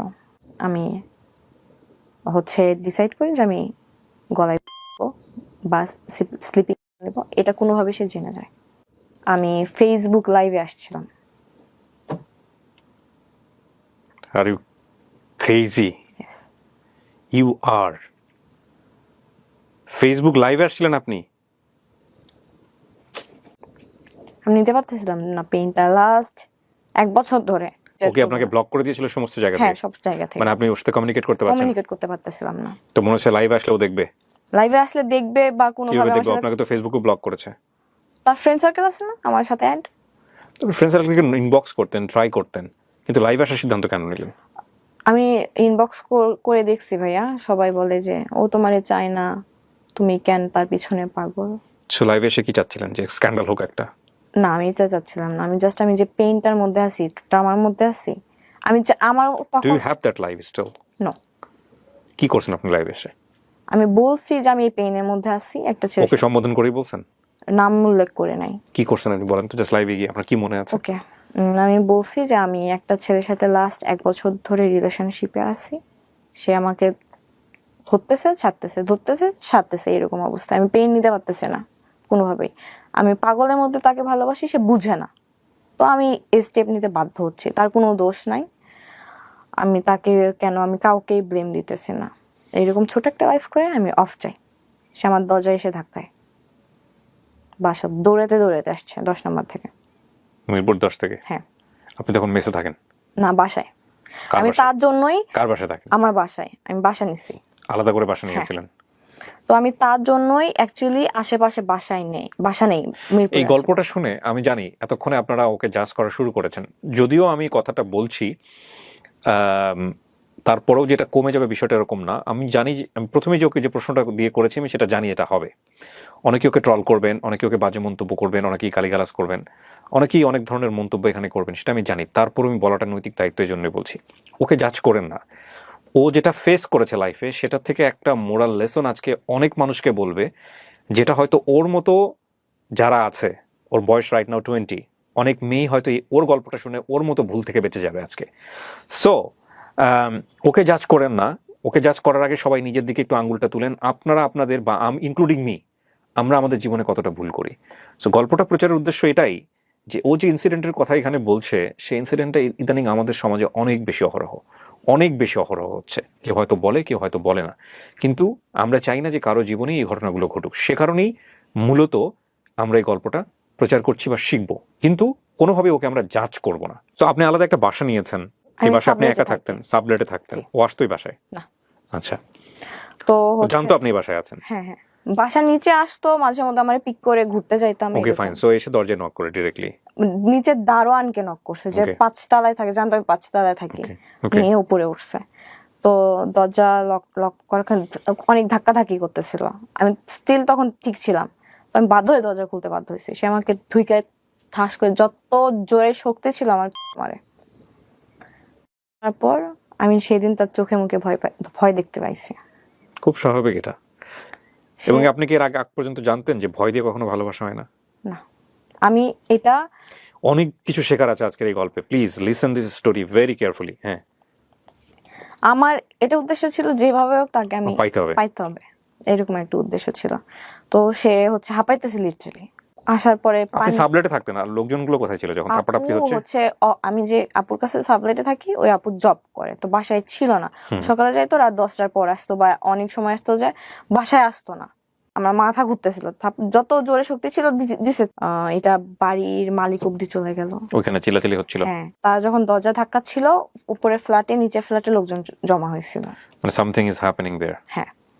তো ওখানে একটা হ্যাসেল হওয়ার কারণে পরে সিদ্ধান্ত নেয় যে আমাকে বাসায় রাখবে না, কারণ বাসা থেকে বের করে দিবে। হ্যাঁ, আমার যদি কিছু হয়ে যায় ব্লেমটা মালিকের কাছে, বা হ্যাঁ ডেফিনেটলি।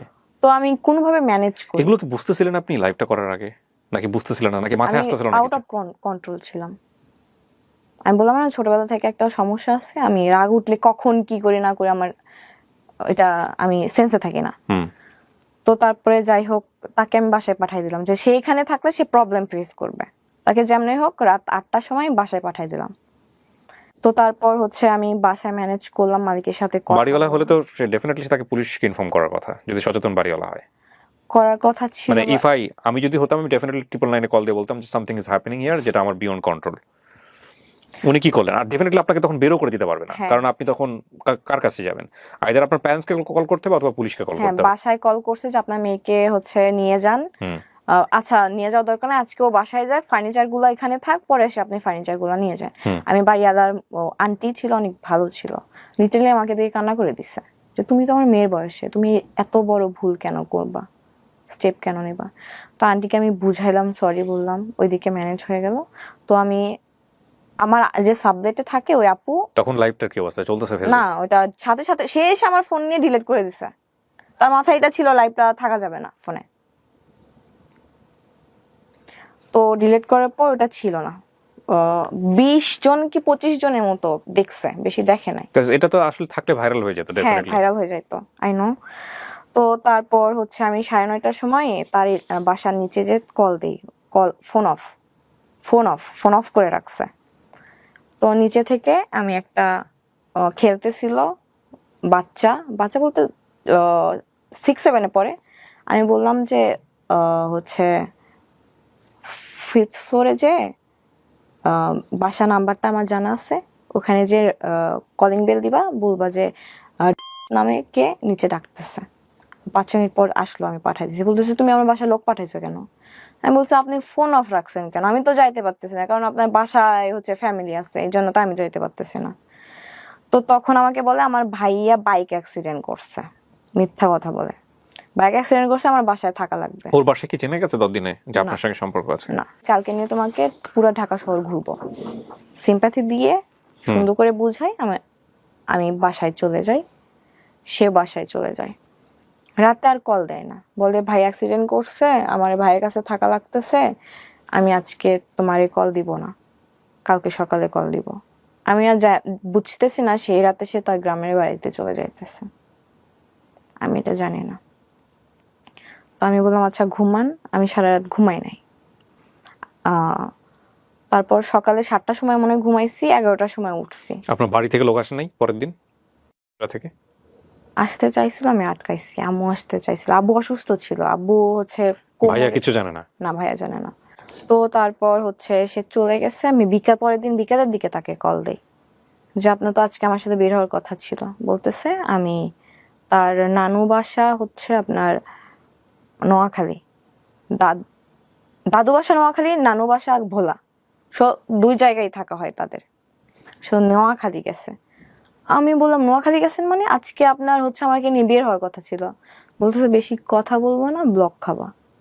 আবার হ্যাঁ, বিষয়টা আপনারা হয়তো অনেকেই রিলেট করতেছেন, তারপরেও বলি আপনারা, কারণ গল্পটা এই পার্টটা অনেক বড়। ওর লাইফের আরেকটা পার্টে যেটা, একটা ছেলেও কিন্তু ওর জন্য ওরকম ক্রেজি ছিল, যে ওর ফার্স্ট হাজবেন্ড ছিল। হ্যাঁ, ফার্স্ট হাজবেন্ড মানে কি, হাজবেন্ডই ছিল আলটিমেটলি, পরে তার হাজবেন্ড কেউ হয়েছে কিনা আমি জানি না এখন পর্যন্ত। তো এরপরে যে রিভার্সটা করছে, ও ক্রেজি হয়েছে কারোর জন্য, এটা একটু খেয়াল করেন। মানে ওর লাইফে ওর জন্য কেউ ক্রেজি ছিল এই লেভেলের একটা সময়, এবং সেটা সে বুঝে বুঝে ওর দিকে যে কোনোভাবেই হোক ডিভিশন দিয়ে ওকে অ্যাচিভ করার চেষ্টা করতেছে। তো তারপর হচ্ছে ব্লক খাওয়া। তো বলতেছে আমি এখন সামনে আমার গুচ্ছর এক্সাম, আমি একটু ঘুমাইতে আসছি এখানে, তুমি আমাকে ঘুমাইতে দাও নাই। এদিকে আমি কতদিন কত রাত ঘুমাই নাই তার তো কোনো আইডিয়া নাই। তো আমি একটু শান্তি মতো ঘুমাইতে আসছি, আমার সামনে গুচ্ছ এক্সাম, তুমি আমাকে ডিস্টার্ব করবো না। গুচ্ছ এক্সাম? গুচ্ছ কি জিনিস এটা? Varsity exam. গুচ্ছ বলতে এখানে 24টা ভার্সিটি আছে। ও ওকে, এটা আমার সাথে আমি পরিচিত না, রিসেন্টলি বোধহয় হয়েছে। হ্যাঁ, এটা বলে সে আমার ব্লক করে দিল সব জায়গা থেকে। আমি 8 ঘন্টার মধ্যে। এত ব্লক করতে কেন? কারণ আপনি খুব পোক করতেন তাকে, জান কি করতেছো, জান কোন জায়গায়, জান এইটা, জান ওটা, বাথরুমে কিনা। কখনোই না, আমি তাহলে ব্লক কেন করতে পারবো? কখনো তার থেকে কৈফিয়ত চাই নাই। কই বাইরে, আচ্ছা ঠিক আছে বাসায় যাবো, একটু কল দিয়েন। কখনো মানে জানতে চাই না যে বাইরে কি করো তুমি। বাট সময় চাইতেন? হ্যাঁ, সময় চাইতাম। তো ব্লক করলো, আমি 8 ঘন্টার মধ্যে ডিসিশন নিলাম আমি নোয়াখালী যাব। আমি অসুস্থ, 2 দিন হচ্ছে আমি খাই নাই, 2 দিন হচ্ছে ঝামেলা চলতেছে তার সাথে, আমি 2 দিন খাই নাই। আমি খাইছি আপনার কোক আছে না, কোকের উপর আছে, আমি শুধু কোক খাইতেছি। তো আমি একটা সিএনজি রিজার্ভ করলাম, আপনার ইয়াতে চলে গেলাম সায়দাবাদ। এত পরিমাণ তাকে ভালোবাসি যে আমি নিজের পাশে কখনো কাউরে কল্পনা করতাম যে না, বাসে তো সিট 2টা না, আমার পাশে কেউ বসবে এটা আমি মানতে পারতাম না। আমি 2টা সিটই বুক করে নিতাম। তো আমার কাছে টাকা ছিল না, তো আমি আম্মুকে ফোন করে বললাম যে আম্মু আমার সাইকিয়াট্রিস্ট দেখানোর কথা ছিল। ওকে, সো ফ্যামিলি থেকে সাইকিয়াট্রিস্ট দেখানোর কথা হচ্ছে। হ্যাঁ, আমার এগুলো ক্রেজিনেস দেখে আম্মুকে বললাম আমি ডক্টর দেখাবো, আমাকে টাকা পাঠান। সো আপনি রাজিও ছিলেন? হ্যাঁ, কারণ এটা আমার দরকার। আপনি বুঝতেছিলেন যে এগুলো আপনার প্রবলেম হচ্ছে, হ্যাঁ। এবং আপনি 8-10 জনের মতো না। না, আমি ডিফারেন্ট, এটা আমি বুঝতেছিলাম যে আমাকে প্রবলেম করতেছে, এখান থেকে আমাকে হচ্ছে মুভ অন করা লাগবে। এটার জন্য ডক্টরকেও যদি দেখানো হয় আমি দেখাবো। তো আম্মুকে বললাম আমি ডক্টর দেখাবো, আমাকে টাকা পাঠান। মিথ্যা কথা বলছি। এই টাকা দিয়ে আপনি নোয়াখালী যাবেন? হ্যাঁ, আমাকে 5,000 টাকা পাঠাইছে। আমি গেছি, সারা রাস্তা আমি তার সাথে কন্ট্যাক্ট করার চেষ্টা করতেছি, পারতেছি না। নোয়াখালীর অ্যাড্রেসটা জানতেন? জানি না কোথায় থাকে, আমি শুধু জানি নোয়াখালী সদরের আশেপাশে থাকে। আমি ওখানে গিয়ে কি করবেন, মাইকিং করবেন? এর মধ্যে যদি আমি তার সাথে কন্ট্যাক্ট করার চেষ্টা করি, সে তো অবশ্যই যদি জানে যে আমি নোয়াখালী যাইতেছি, তার তো অবশ্যই এটা না যে নোয়াখালী আসতেছে, অন্তত দেখা করব আমি। জানাবেন কি তার ফ্রেন্ডদেরকে? হ্যাঁ, ফ্রেন্ডদের মাধ্যমে। তো আমি তার একটা ফ্রেন্ডকে ফোন দিলাম, তো ব্যস্ত বলতেছে, আমি মনে করলাম ব্লক করে দিছে ওর ফ্রেন্ড আমাকে। তো আমার সামনে সিটে একটা আন্টি বসছিল, আন্টির কাছ থেকে ফোন নিলাম আমি যে আন্টি একটু কথা বলবো, আমার ফোনে টাকা নাই। তো ওইখান থেকে তার ফ্রেন্ডকে একটা ফোন করলাম যে ভাই আপনি কি আমাকে নাম্বারে ফেসবুকে ব্লক করছেন? বলতেছে হ্যাঁ। কেন করছেন? বলতেছে যে ফোন দিয়ে বলছে যে আমার সাথে যদি কোনো কন্টাক্ট রাখিস তাহলে তোর সাথে আমি ফ্রেন্ডশিপ রাখবো না। তো আমাকে বাধ্য হয়ে করা লাগছে। বলতেছে যে আপু কিছু মনে করেন না। তারপর আমাকে অনেকগুলো কথা শোনালো যে হ্যাঁ তুমি ওর জন্য পাগল, ও তো থাকতেই চাইতেছে না, ওকে ছাড়ো। তারপরে আমি হচ্ছে আমার একটা ফ্রেন্ডকে কল দিলাম যে আমি তোর নাম্বার দিতেছি, কন্টাক্ট কর। তো সে সাথে কন্টাক্ট করতে পারছে। তো বলতেছে ভাইয়া হচ্ছে রাফিয়া তো অন দ্য ওয়ে হচ্ছে নোয়াখালী যাইতেছে, কুমিল্লায় আছি আমি তখন। তো বলতেছে ও মরে গেল, আমি ও রাস্তায় পড়ে থাকলে আমি ওর সাথে দেখা করবো না, ওর লাশের দিকে আমি ফিরেও তাকাবো না, এইভাবে বলছে। তো বলতেছে যেখানে আছে সেখান থেকে ঢাকা ব্যাক করতে বলো। তো আমার সেন্সে ছিল যে যে আমার লাভ নাই, বাট রাত 9:30 কি 10টা বেজে গেছিল। ওই হাইওয়েতে নামলে আশপাশ কোনো বাড়ি ঘর নাই, আমি ওইখানে যদি নামি আমি বিপদে পড়ে যাব। আমি চেষ্টা করতেছিলাম যে আমি ঢাকার দিকে ব্যাক করার, তো পারতেছিলাম না। তো তারপরে হেল্পার কন্ট্রাক্টর ছিল বাসে, বললাম যে আমাকে একটু হচ্ছে কোনো বাস স্ট্যান্ডে নামাই দিয়েন, বা যেখান থেকে আমি ঢাকাতে ব্যাক করতে পারবো। রাত বাজে তখন 11:30। আমাকে একটা বাস স্ট্যান্ডে নামাই দিছিল নোয়াখালীতে ঢুকতেই, চাটখিল জায়গাটার নাম। আমি সাথে অন্য একটা ফ্লেক্সি লোডের দোকান থেকে ফোন নিয়ে কল দিই, এর নাম্বার ঢোকে না, আম্মুর নাম্বার ছিল আমার কাছে, ওর আম্মুর নাম্বারে কল দিছি, ওর আব্বু ধরছে। তো আমি পরিচয় দিছি আমি তার ফ্রেন্ড, আমি নোয়াখালী আসছি একটা কাজে, ফোন পাচ্ছি না, তো কে দিছে। তারপর বলতেছি আমি তোর আম্মুরে কল দিতেছি, সেটা বললাম। আমার আম্মুরে কল দিয়ে যাতা বলছে, আপনার মাকে ফোন দিয়ে যাতা বলছে। তো তারপর আমি বলতেছি আপনি যা ইচ্ছা করেন আমারে কল দেন, এখন আমার নাম্বার যেহেতু আপনি ব্লক করছেন আমি আপনাকে কল দিতে পারতেছি না। আমি এখন রাগ বাদ দেন, আমি একটা মেয়ে, আমি মেয়ে হয়ে আপনার কাছে হেল্প চাইতেছি, আমি একটা মেয়ে হয়ে আপনার কাছে সাহায্য চাইতেছি। রাত 12টা বাজে, এখানে আশপাশ সব দোকান বন্ধ, আপনি আমাকে হেল্প করেন। ওকে। বলতেছে তুই মর, তুই মর, আমি তোর লাশও দেখতে যাব না।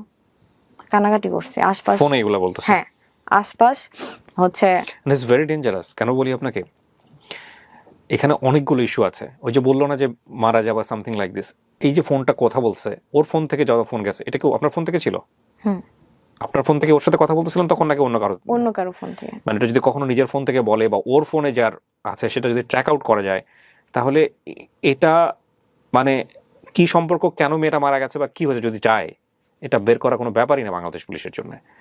সো এই যে ফোনে আমরা এই জাতীয় কথাবার্তাগুলো বলি, 100 বার চিন্তা করা উচিত। তো তারপর সে যখন ফোন কাটলো, একটা সিনজেলা সে বলতেছে আপু কোথায় যাবেন? তো আমি বলতেছি ভাইয়া আশেপাশে কি কোনো আবাসিক হোটেল আছে বা হচ্ছে 5 স্টার বা 4 স্টার হোটেল আছে, আমি একটু থাকবো, আমি কাজে আসছিলাম, আমি ফেসে গেছি এখানে। তো সিনজেলাটা বয়স্ক ছিল, আঙ্কেল টাইপের, প্রায় 10 কিলো আমাকে নিয়ে গেছে, কোনো আলো নাই, অন্ধকার, ইচ্ছা করলে কিন্তু আমার ক্ষতি করতে পারতো। আমি দিকে দোয়া পড়তেছি যেন মানে কোনো বিপদে না পড়ি। সে আমাকে একটা হোটেলের নিচে নামাই দিল, চাইনিজ হোটেল ছিল মনে হয়।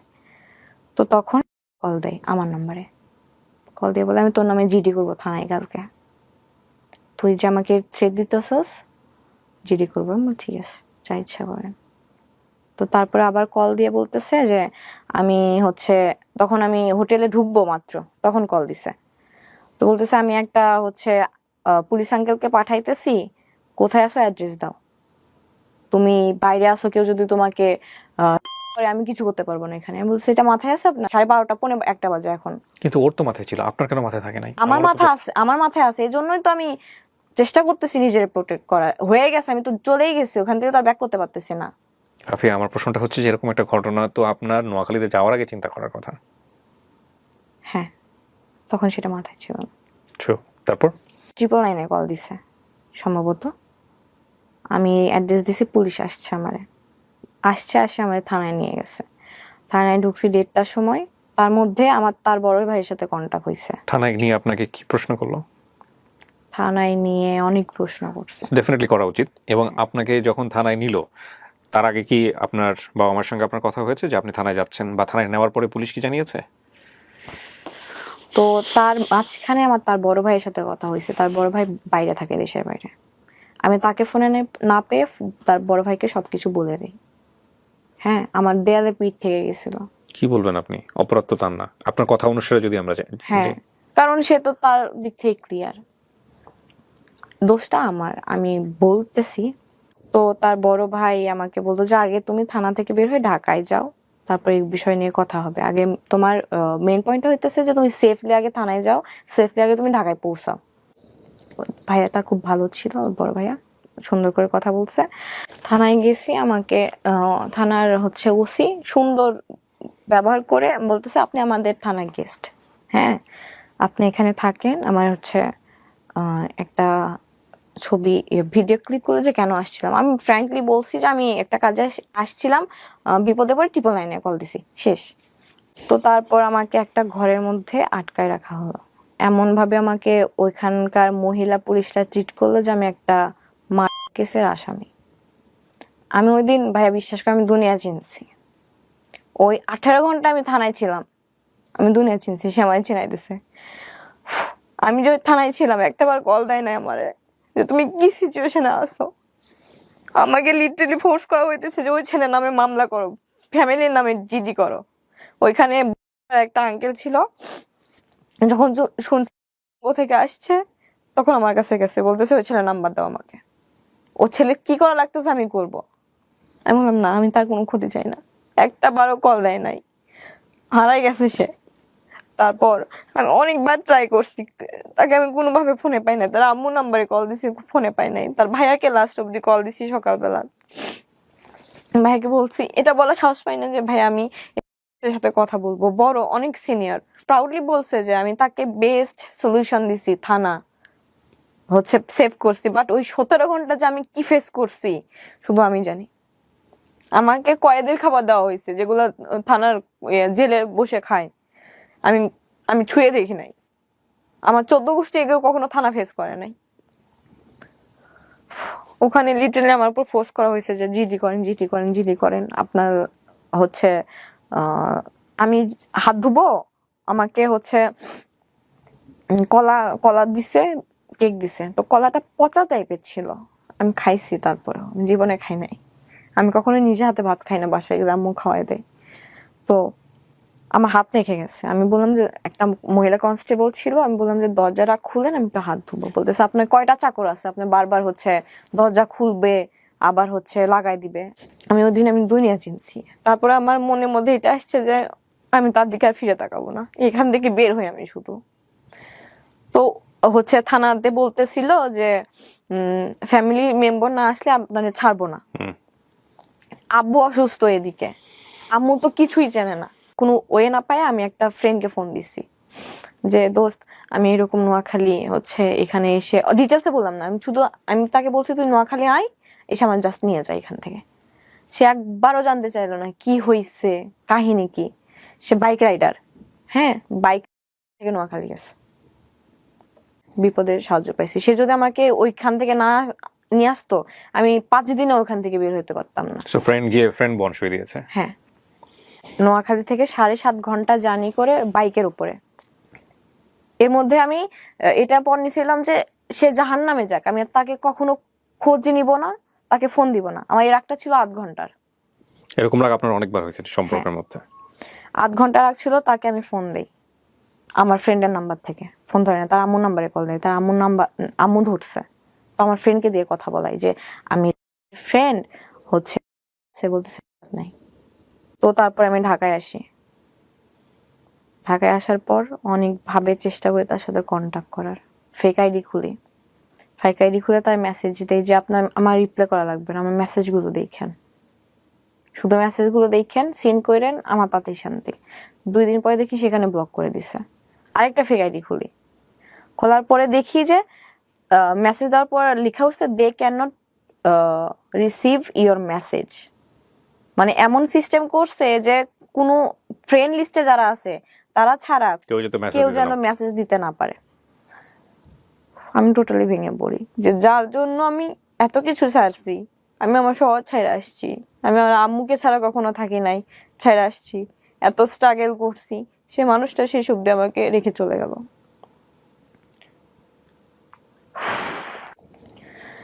ফ্রেন্ডদের নাম্বার থেকে ট্রাই করি, আমার যে রুমমেট এখন তার ফোন থেকে ফোন করি। বেশ কয়েকদিন আগে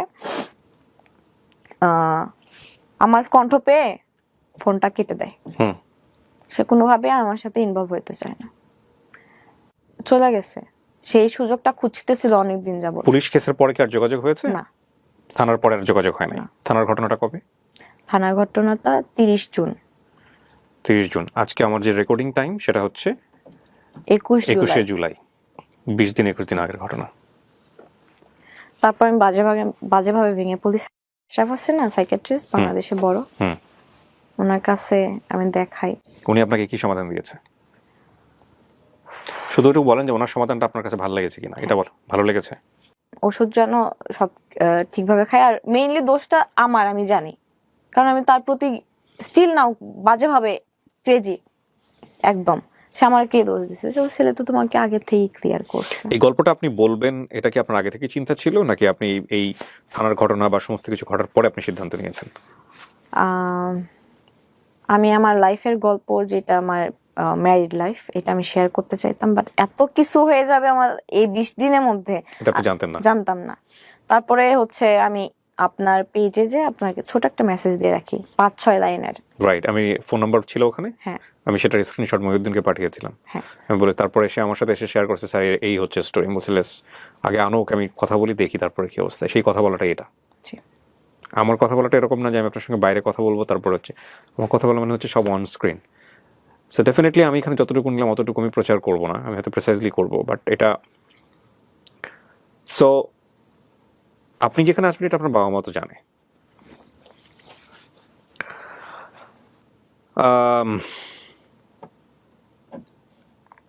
খুব কমন প্রশ্ন, কেন বললেন গল্পটা? নিজেকে সান্ত্বনা দেওয়ার জন্য, মোট কথা এটা যে আমি বলে আমি শান্তি পাইছি, এটাই আমার অনেক। ঠিক আছে, বাট শেখার মতো কি আছে? আপনি কি শিখেছেন? আমি শিখছি যে কাউকে লাইফে অন্ধবিশ্বাস করতে নাই, প্লাস লাইফ কারোর জন্য কখনো থেমে থাকে না। আপনি শিখেন নাই? আমি শিখছি ভাইয়া, এই 20 দিন আমি অনেক কিছু ফেস করছি। আপনি শিখে যদি থাকেন তো আলহামদুলিল্লাহ, বাট টাইমটা মাত্র 20 দিন। এই জন্যই আমি এই কথাটা বললাম যে আপনি শিখেন নাই। তবে এটা ঠিক যে শিখলে সবচাইতে বেস্ট লেসনটাই আপনি শিখছেন। দেখেন, আমি মোটেও আপনাকে সাজেশন দেওয়ার মতো কেউ না, কিন্তু পুরো গল্পটা শুনে মানে এমন না যে যে সাজেশন দেন এটা একটা বিশেষ ক্ষমতা সম্পন্ন ব্যাপার, সো ওইটা আমার মধ্যে নাই। বাট আমি যে কথাগুলো বলবো এটা 8-10টা মানুষ তাই বলবে, সেই জায়গা থেকে আমি 2-1টা জিনিস জাস্ট বলতে পারি। একটা হচ্ছে যে কোনো ক্রেজিনেস, ওয়ান সাইডেড ক্রেজিনেস, এটা রেজাল্ট ভালো না। আপনার লাইফে একটা মানুষ ছিল যিনি আপনার সাবেক হাজব্যান্ড। আমি জাস্ট একটা কথা বলতে চাই ভাইয়া, আমি রিভেঞ্জ অফ নেচারকে বিশ্বাস করতাম না, এখন করি। এটা বোঝাতে চাচ্ছেন যে আপনি তার সাথে যে আচরণটা করেছেন সেটাই আপনি রিপিট পেয়েছেন আপনার লাইফে, রাইট? সেটা এক ধরনের যদি আত্মগ্লানি থাকে তো ভালো। কোনো পরামর্শ কি দিতে চান যারা আপনার মতো এই যে আছে, এই এসএসসি ইন্টার পড়ুয়া টিনেজার ছেলে মেয়ে যারা আছে? আমি এতটুকুই বলতে চাই যে লাইফে আজ যা কিছু হোক, জোর করে কোনো কিছু পাওয়া যায় না ভাইয়া। জোর করে আজ যাই হোক, একটা সম্পর্ক কখনো টিকানো যায় না, একটা সম্পর্ক বিল্ড আপ করা যায় না। যে ছেলেটার কথা আপনি বারবার বলেছেন আজকের অনুষ্ঠানে, যদি কালকেই আপনার সামনে আসে আপনি তো কালকেই গলে যাবেন। জীবনেও না, আমি স্ট্রং হয়ে গেছি, এনাফ স্ট্রং। আমি তাকে স্টিল ভালোবাসি, ভালোবাসাটা ভালোবাসার জায়গায়। সে আমার কাছে আসলে আমি হয়তোবা তাকে আর কোনোদিন accept করবো না, কারণ আমি তাকে আর সুযোগই দেবো না আমাকে আঘাত করার। সে যে আসবে, আচ্ছা আমাকে সুন্দর করে কথা বলো, সে যে সেকেন্ড টাইম আর এই কাজটা আমাকে আবার আঘাত দিয়ে চলে যাবে না, তার কি গ্যারান্টি? কিন্তু আপনি তো আঘাত পেতে ভালোবাসেন। আঘাত প্রেমিকরা আঘাত পেতেই ভালোবাসে। এইটাই তো সবচেয়ে বড় সমস্যা। আঘাতের একটা লিমিট থাকে, যাই হোক লিমিটটা ক্রস করে গেছে, বাট সেটা সম্পূর্ণই আমি বলবো আপনার বোকামি। হ্যাঁ, আমার বোকামি। আপনি শুধুমাত্র তার সঙ্গে কথা বলার জন্য ভোলায় চলে যাচ্ছেন, কথা বলার জন্য ঢাকায় চলে আসতেছেন, কথা বলার জন্য আপনি নোয়াখালীতে চলে যাচ্ছেন, ওটা একবার আপনি চিন্তা করতেছেন না যে এখানে যদি একটা বড় ধরনের অকারেন্স হয়ে যায়, এই অকারেন্সটা শুধু কি আমি সাফার করবো নাকি আমার বাবা মাও সাফার করবো? আব্বু মুসাফির। And this people are not guilty, তারা কিন্তু নিরপরাধ, তাই না? তাদের উপর, হ্যাঁ। আপনি জাস্ট একটু চিন্তা করেন তো, 20 ইয়ার্স আপনি নিজে মা হন, আমি দোয়া করি আপনি খুব বিউটিফুল মাদার হবেন ভবিষ্যতে ইনশাল্লাহ। বাট এই 20 বছরে লাস্ট 2-3 বছরের বিয়ে শাদী বা এগুলো নিয়ে তারা মেন্টালি কি পরিমাণ সাফার করছে, এটা তাদের কাছে যদি আপনি জিজ্ঞেস করেন, আজকের এই গল্পটা শুনে অনেকেই আপনাকে ছিসি করবে, অনেকেই আপনাকে বকাবাদি করবে, বাট এই দুটো মানুষের কাছে আপনার আশ্রয় হবে, তাই না? তো এই দুটো মানুষকে নিয়ে কি কখনো চিন্তা করছেন যে লাস্ট এই 5-7 বছরে কি হবে? এখন করি, ট্রুলি বিলিভ করি যে শেষ পর্যন্ত আব্বু আম্মু ছাড়া পাশে কেউ থাকে না। এখন বিশ্বাস করি এটা, হাজার ভালোবাসা জীবনে মানুষ আসবে যাবে, বাট যে কোনো বাজে সিচুয়েশন পড়লে আব্বু আম্মুই আগে। আমি বলতেছি না যে ভাই বোনও থাকে না আব্বু আম্মু ছাড়া। দুটো জিনিস কখনোই স্যাক্রিফাইস করা উচিত না, একটা হচ্ছে ক্যারিয়ার আর একটা হচ্ছে এডুকেশন। এই দুটো জিনিস ক্ষতি যদি করে কেউ, তাহলে করতে পারে এমন কোনো জায়গাটা থেকে যেই জায়গাটায় আপনার অনেক বড় ঋণ আছে। লাইক বাবা মার একটা অসুখ হয়ে গেছে, ওই সময়টা বাবা মার পাশে না থাকলে বড় ধরনের একটা দুর্ঘটনা ঘটে যাবে, আপনার বাসায় কেউ নাই, আপনি তার পাশে দাঁড়িয়ে আছেন, এতে আপনার পরীক্ষা খারাপ হচ্ছে, এটা আপনি সারা জীবন কনসিডার করতে পারবেন যে না, আমি আমার লাইফের বেস্ট সার্ভিসটা, বেস্ট টাইমটা আমার বাবা মাকে দিছি, ওটার জন্য আপনার কখনো গ্লানি হবে না। কিন্তু এইটার জন্য গ্লানি আছে, যে প্রশ্নটা আমি আপনাকে প্রথমেই করতেছিলাম, যে আপনার এসএসসিতে আপনি ফেল করলেন একবার, সেটা ওই প্রথম সম্পর্কের কারণে, পরবর্তীতে ভালোভাবে রেজাল্ট হলো না, আপনি নিশ্চয়ই এত খারাপ স্টুডেন্ট ছিলাম, পড়াশোনার জায়গাটা নষ্ট করে দিয়েছেন, আমি অনেক দূর যেতে পারতাম, অনেক দূর যেতে পারতেন, আপনি এখন যেখানে পড়াশোনা করছেন তার চেয়ে অনেক বেটার জায়গায় থাকতে পারতেন, থাকতে পারতেন না? তবে এটা ঠিক যে রাফিয়া, আমার মনে হয় যে গোছানোর সময় এখনই শেষ হয়ে যায়নি। You are right now 20 only. হ্যাঁ, জীবনের সবচেয়ে গোল্ডেন টাইমগুলো পড়ে আছে।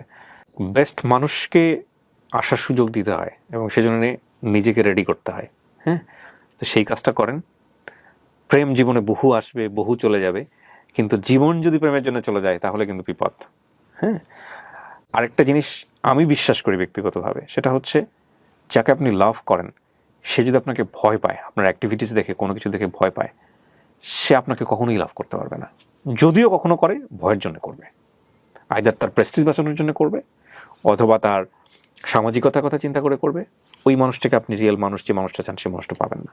এরপরে যদি আপনি ওর সাথে যান দেখা করতে, বা কোনো কারণে ও যদি আপনার কাছে আসে এবং সেটা নিয়ে যদি কোনো ধরনের কোনো প্রবলেম হয় আপনাদের লাইফে, এবং সেটা যদি কখনো ফেস আউট হয়, কখনো সোশ্যাল মিডিয়াতে আসে, সবাই কিন্তু আপনার দোষ দিবে, কারণ আপনি এখানে কমিটমেন্ট দিয়ে যাচ্ছেন যে আপনি এখন আর কখনো কন্টিনিউ করবেন না। আমি জাস্ট এতটুকুই বলবো যে আমি তাকে ছাইড়া দিছি, দুনিয়া দেখে আসুক। না, এটা আপনার তার প্রতি ফিলিংস আছে বলে বলতেছেন, আপনি তাকে গিভ আপ করছেন, তারপরে পৃথিবীটা কি করবে না করবে সেটা তার, সে আপনার চেয়ে ভালো মেয়ে পাইতে পারে তার জায়গা থেকে, এটার জন্যই চলে গেছে হয়তো।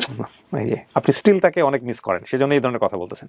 বাট আপনি যদি কাট আপ করেন, তারপরে তার জায়গাটা অন্ধকার, ওটা নিয়ে কোনো মন্তব্যই করা উচিত না আপনার। ওইটার জন্য আপনি স্টিল রেডি না? রেডি হওয়াটা জরুরি। রেডি হব ইনশাল্লাহ, খুব তাড়াতাড়ি হব, চেষ্টা করতেছি। আর এই সময়টাতে নিজেকে বিজি করা আর বাবা মাকে সময় দেওয়াটা খুব জরুরি। আর জীবনে কোনোদিন ফেসবুক লাইভে আসবেন না এইসব বিষয় নিয়ে অন্তত।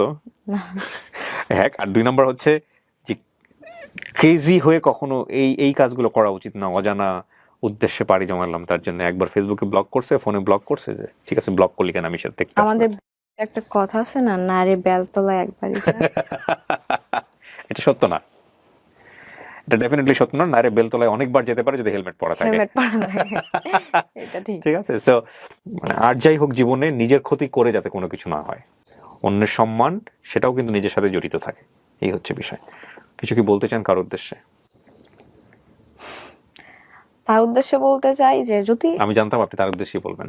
যদি তার অবধি ভিডিওটা যায়, আমি তাকে খারাপ প্রমাণ করার জন্য এখানে আসি নাই, আমি শুধু যেটা এক্সপিরিয়েন্স হয়েছে আমার এখানে life-এ। ওখানে ডেফিনেটলি ও কিংবা আপনার এক্স হাজবেন্ড কেউই খারাপ প্রমাণিত হবে না, এই ভিডিওর সেই প্রেজেন্টেশনের জায়গা নাই। হ্যাঁ, এখানে আপনি নিজের ফল্ট গুলাই বলছেন। ফল্টগুলো বলছি। হ্যাঁ, এক্স্যাক্টলি। আর আপনি যেভাবে এখানে বলছেন যথেষ্ট প্রেসাইজ করে বলেছেন, এক। আর 2 নম্বর হচ্ছে আমার প্রেজেন্টেশনের জায়গাটাও যথেষ্ট প্রেসাইজ থাকবে। সুতরাং এখানে কাউকে ইন্ডিকেট করা বা কে ছিল আপনার সম্পর্কে তাকে এখানে প্রকাশ করা, এটা কোনোভাবেই হবে না, ভিডিওতে কোনো সুযোগই নাই। কিন্তু এই ভিডিও রেস ধরে যদি এসে কেউ বলে যে হ্যাঁ আমি সেই ব্যক্তি, সেটা তার ব্যক্তিগত বিষয়। সেটা তার ব্যক্তিগত। কিংবা এই ভিডিও রেস ধরে যদি আপনিও আপনার আইডিতে গিয়ে বলেন যে যাকে নিয়ে আমি গল্প বলছিলাম সে হচ্ছে এই লোক, সেটাও আপনার ব্যক্তিগত বিষয়, এবং সেটার জন্য যদি কোনো ভুল হয়ে থাকে সেটার দায় আপনি নেবেন। কিন্তু আমাদের এন্টিটিতে আমরা কখনোই কাউকে ইন্ডিকেট করে করি না। আর দ্বিতীয় কথা হচ্ছে যে আপনি যাদেরকে নিয়ে গল্প বলেছেন সেখানে আপনি কাউকেই দোষ দেননি, সেখানে আপনি নিজেকেই দোষ দিয়েছেন, সুতরাং সেই সুযোগটাও নাই। ওর বাইরে কাউকে কিছু বলার আছে? আব্বু আম্মুকে সরি বলতে চাই। আর ভাইয়া প্রচুর ভালোবাসি ভাইয়াকে, ভয় পাই, ভালোবাসি যতটা তার থেকে বেশি ভয় পাই। আজকে 6 বছর ভাই আমার সাথে কথা বলে না, 6 বছর ভাই আমার সাথে কথা বলে না, খুব পেইন হয়। ঢাকায় আসছি, 7 মাস ধরে আসি আমি, একদিনও দেখা করে নাই, ভুল করে একবার কল দেয় নাই আমারে, জানি একটা আমার মাত্র দোষের বোন জন্য। আপনি? হ্যাঁ, ঈদে গেছি, রোজা কুরবানি ঈদে বাসায় গেছি, একবার আমার দিকে তাকাও দেখে নাই। ভাইয়াকে সরি বলতে চাই, আব্বু আম্মুকে সরি বলতে চাই, অনেক পেইন দিছে, আর পেইন দিব। আমি নিজের লাইফ গোছানোর চেষ্টায় আছি। আমার থেকে এরকম ভুল আর কখনো রিপিট হবে না। প্রিয় দর্শক এবং শ্রোতা, এই গল্পটা শেষ হোক এখানেই। আমি আবারও বলছি, ওনাকে আপনারা জাজ করবেন না, তবে এটা ঠিক যে যে তার নিজের ভুলগুলো বুঝতে পারে সেটা তার জীবনে অ্যাসেট হয়ে যায়।